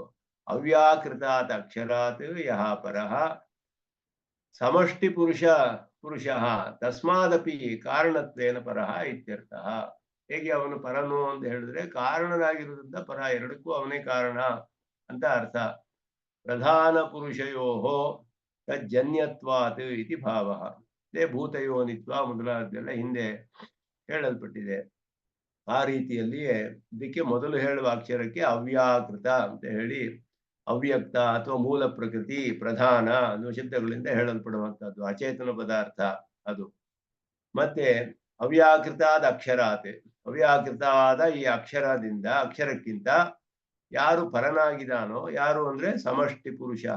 ಸಮಷ್ಟಿ ಪುರುಷ ಅಂದ್ರೆ ಚೇತನರ ಒಂದು ಸಮಷ್ಟಿ, ಎಲ್ಲಾ ಚೇತನರು ಸೇರಿ ಇರುವಂತಹ ಒಂದು ಚೇತನರ ಸಮೂಹ, ಕಲೆಕ್ಟಿವಿಟಿ ಆಫ್ ಸೇಂಟಿಯಂಟ್ಸ್ ಅಂತ. ತಸ್ಮಾದಪಿ ಕಾರಣತ್ವೇನ ಪರಹ, ಅದಕ್ಕಿಂತಲೂ ಕಾರಣತ್ವ, ಅದೆರಡಕ್ಕೂ ಕಾರಣವಾದ್ದರಿಂದ ಅದಕ್ಕೂ ಪರನಾದವನು ಹೇಳಲ್ಪಟ್ಟಿದೆ. ಅಚೇತನಕ್ಕಿಂತ ಪರನಾದವನು ಚೇತನ. ಯಾಕೆ ಅಂದ್ರೆ ಅವನಿಗೆ ಜ್ಞಾತತ್ವ ಮೊದಲಾದೆಲ್ಲ ಇದೆ, ಅಚೇತನಕ್ಕೆ ಜ್ಞಾತತ್ವವೇ ಇಲ್ಲ, ಜಡವಾದ ಪದಾರ್ಥ, ಸ್ವತಂತ್ರವಾದ ಸತ್ಯ ಇಲ್ಲ. ಅದು ಒಂದು ಚೇತನನಿಗೆ ಶರೀರವಾಗಿಯೇ ಇರಕ್ಕೆ ಸಾಧ್ಯ, ಸ್ವರೂಪದಲ್ಲಿಯೇ ವಿಕಾರ ಹೊಂದುತ್ತೆ. ಇದೆಲ್ಲ ಜೀವಾತ್ಮ ಅದಕ್ಕಿಂತ ಶ್ರೇಷ್ಠನಾದವನು ತಿಳಿಸುತ್ತೆ. ಸಮಷ್ಟಿ ಪುರುಷರನ್ನ ಅಕ್ಷರ ಪರತಃ ಅಂತ ಹೇಳಿರೋದು ಸಮಷ್ಟಿ ಪುರುಷ, ಅದಕ್ಕಿಂತ ಪರಹ ಅನ್ನುವನು ಪರಮಾತ್ಮನು. ಎರಡಕ್ಕೂ ಕಾರಣನಾದ್ದರಿಂದ ಎಲ್ಲಕ್ಕೂ ಪರನು ಅಂತ ಹೇಳಲ್ಪಟ್ಟಿದೆ. ಇಲ್ಲಿ ಅಕ್ಷರಾತ್ ಪರತಃ ಇತ್ಯತ್ರ ಅಕ್ಷರ ಶಬ್ದ, ಇಲ್ಲಿ ಹೇಗೆ ಅದಕ್ಕೆ ನಾವು ವ್ಯುತ್ಪತ್ತಿಯಿಂದ ಅರ್ಥ ಮಾಡ್ಕೊಳ್ಬೇಕು ಅಂತ ಹೇಳಿದ್ರೆ ಅಶ್ನುತೆ ಇತಿ ಅಕ್ಷರ ಅಂತ ಒಂದು ವ್ಯುತ್ಪತ್ತಿ ಹೇಳ್ಬೋದು. ಮತ್ತೆ ನಕ್ಷರತೀತಿ ವಾ ವ್ಯುತ್ಪತ್ತಿಯ, ನಕ್ಷರತಿ ಅಂದ್ರೆ ನಿತ್ಯವಾದದ್ದು ಅಂತ ಅರ್ಥ, ಅದು ಕ್ಷಯವಾಗುವುದಿಲ್ಲ ಅಂತ ಅರ್ಥ. ಇತಿ ಸ್ವವಿಕಾರ ವ್ಯಾಪಕೆ ನಾಮಾಂತರ. ಇಲ್ಲಿ ಅಶ್ನುತ ಅದಕ್ಕೆ ಮೀನಿಂಗ್ ಅರ್ಥ ಏನು? ತಿನ್ನೋದು ಅಂತ ಅರ್ಥ.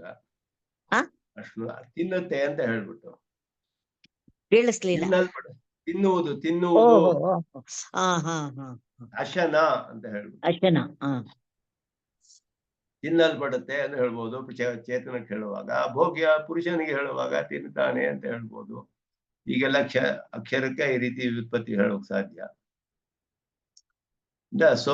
ಸ್ವವಿಕಾರ ವ್ಯಾಪಕೆ ನಾಮಾಂತರ ಅಭಿಲಾಪ ಯೋಗ್ಯ ಶರಣ ಅಭಾವವತಿ ಅವ್ಯಾಕೃತೆ ವರ್ತತೆ ಅಂತ ಹೇಳಿದ್ರು. ಸ್ವವಿಕಾರ ಇದು ನಕ್ಷರತೀತಿ ವಾ ವ್ಯುತ್ಪತ್ಯ. ಇದರಲ್ಲಿ ಇದು ನತು ಭೂತಯೋನಿ ಅಕ್ಷರೆ. ಈ ಅಕ್ಷರ ಶಬ್ದ ಜೀವಾತ್ಮನಿಗಾದ್ರೂ ಹೇಳ್ಬೋದು, ಅದು ಹಾಗೆ ಅಚೇತನಕ್ಕೂ ಹೇಳ್ಬೋದು, ಎರಡಕ್ಕೂ ಹೇಳಕ್ ಸಾಧ್ಯ. ಅದು ಹೇಗೆ ಅಂತ ಹೇಳಿದ್ರೆ, ಎರಡು ವ್ಯುತ್ಪತ್ತಿಯಿಂದ ಸ್ವವಿಕಾರ ವ್ಯಾಪಕೆ, ತನ್ನ ವಿಕಾರದನ್ನ ವ್ಯಾಪಿಸಿರುವಂತಹದ್ದು ಅಂತ ಅರ್ಥ. ತನ್ನ ವಿಕಾರಗಳನ್ನ ವ್ಯಾಪಿಸಿರುವಂತಹದ್ದು. ನಾಮಾಂತರ ಅಭಿಲಾಪ ಯೋಗ್ಯ, ಬೇರೆ ಹೆಸರುಗಳನ್ನ ಪಡೆಯೋದಕ್ಕೆ ಯೋಗ್ಯವಾದಂತಹ ಶರಣ ಅಭಾವವತಿ, ಆ ರೀತಿಯಾದ ಒಂದು ನಾಶ ಅನ್ನುವುದು ಹೊಂದದೇ ಇರುವಂತಹ ಅವ್ಯಾಕೃತವಾದರಲ್ಲಿ ವರ್ತವಾಗುತ್ತೆ. ಅವ್ಯಾಕೃತ ಅಂತ ಹೇಳಿದ್ರೆ ವ್ಯಾಕೃತವಾಗದೇ ಇರುವಂತಹದ್ದು ಅಂತ ಅರ್ಥ. ಆದರೆ ತನ್ನ ವಿಕಾರಗಳನ್ನೆಲ್ಲ ವ್ಯಾಪಿಸಿದೆ ಅನ್ನುವ ಅರ್ಥ ಬರುತ್ತೆ ಅದಕ್ಕೆ. ಇದು ಭೂತಯೋನಿಯಾದ ಅಕ್ಷರ ಅಲ್ಲ ಅನ್ನೋದು ಇಲ್ಲಿ ಹೇಳ್ತಾ ಇದ್ದಾರೆ. ಪ್ರಧಾನವಾಗಿ ಇಲ್ಲಿ ತಿಳ್ಕೊಳ್ಳುವಂಥದ್ದು ಭೂತಯೋನಿ ಅಂತ ಹೇಳಪಟ್ಟ ಅಕ್ಷರ ಪರಮಾತ್ಮ. ಭೂತಯೋನಿ ಅಕ್ಷರ ಅನ್ನೋದು ಪರಮಾತ್ಮ. ಇಲ್ಲಿ ಹೇಳಿರೋದು ಪರಮಾತ್ಮನಲ್ಲ, ಇಲ್ಲಿ ಹೇಳಿರೋದು ಈ ಅಚೇತನವನ್ನೇ ಹೇಳಿದೆ. ಅವ್ಯಾಕೃತ ಅನ್ನುವ ಇದನ್ನ ಅರ್ಥವನ್ನ ಇಲ್ಲಿ ಹೇಳಲ್ಪಟ್ಟಿದೆ. ಅವ್ಯಾಕೃತ ಅನ್ನೋದು ಮೂಲ ಪ್ರಕೃತಿ ಅಂತ ಹೇಳೋದು. ಮೂಲ ಪ್ರಕೃತಿ ಅಂತ ಹೇಳಿದ್ರೆ ಪ್ರಧಾನ ಅಂತ ಸಾಂಖ್ಯರು ಏನು ಹೇಳ್ತಾರೋ ಆ ಪ್ರಧಾನ ಅನ್ನುವ ಅರ್ಥವನ್ನು ಕೂಡ ಹೇಳ್ಬೋದು. ಅದಕ್ಕೆ ಮೂಲ ಪ್ರಕೃತಿ ಅಂತ ಹೇಳ್ಬೋದು, ಅವ್ಯಾಕೃತ ಅಂತ ಹೇಳ್ಬೋದು. ಯಾಕೆ ಅಂದ್ರೆ ಅದಕ್ಕೆ ಅದು ಆಗ ನಾಮರೂಪ ವಿಭಾಗವಿಲ್ಲದೆ ಇರುವಂತಹ ಒಂದು ಅವಸ್ಥೆ ಅದರಲ್ಲಿ. ಆ ಅರ್ಥವನ್ನು ಕೂಡ ಅದಕ್ಕೆ ತಿಳಿಬಹುದು. ಹೊರತು ಇದು ಭೂತಯೋನಿ ಅಂತ ಹೇಳಿದ ಅಕ್ಷರನನ್ನ ಹೇಳೋದಿಲ್ಲ ಇದು.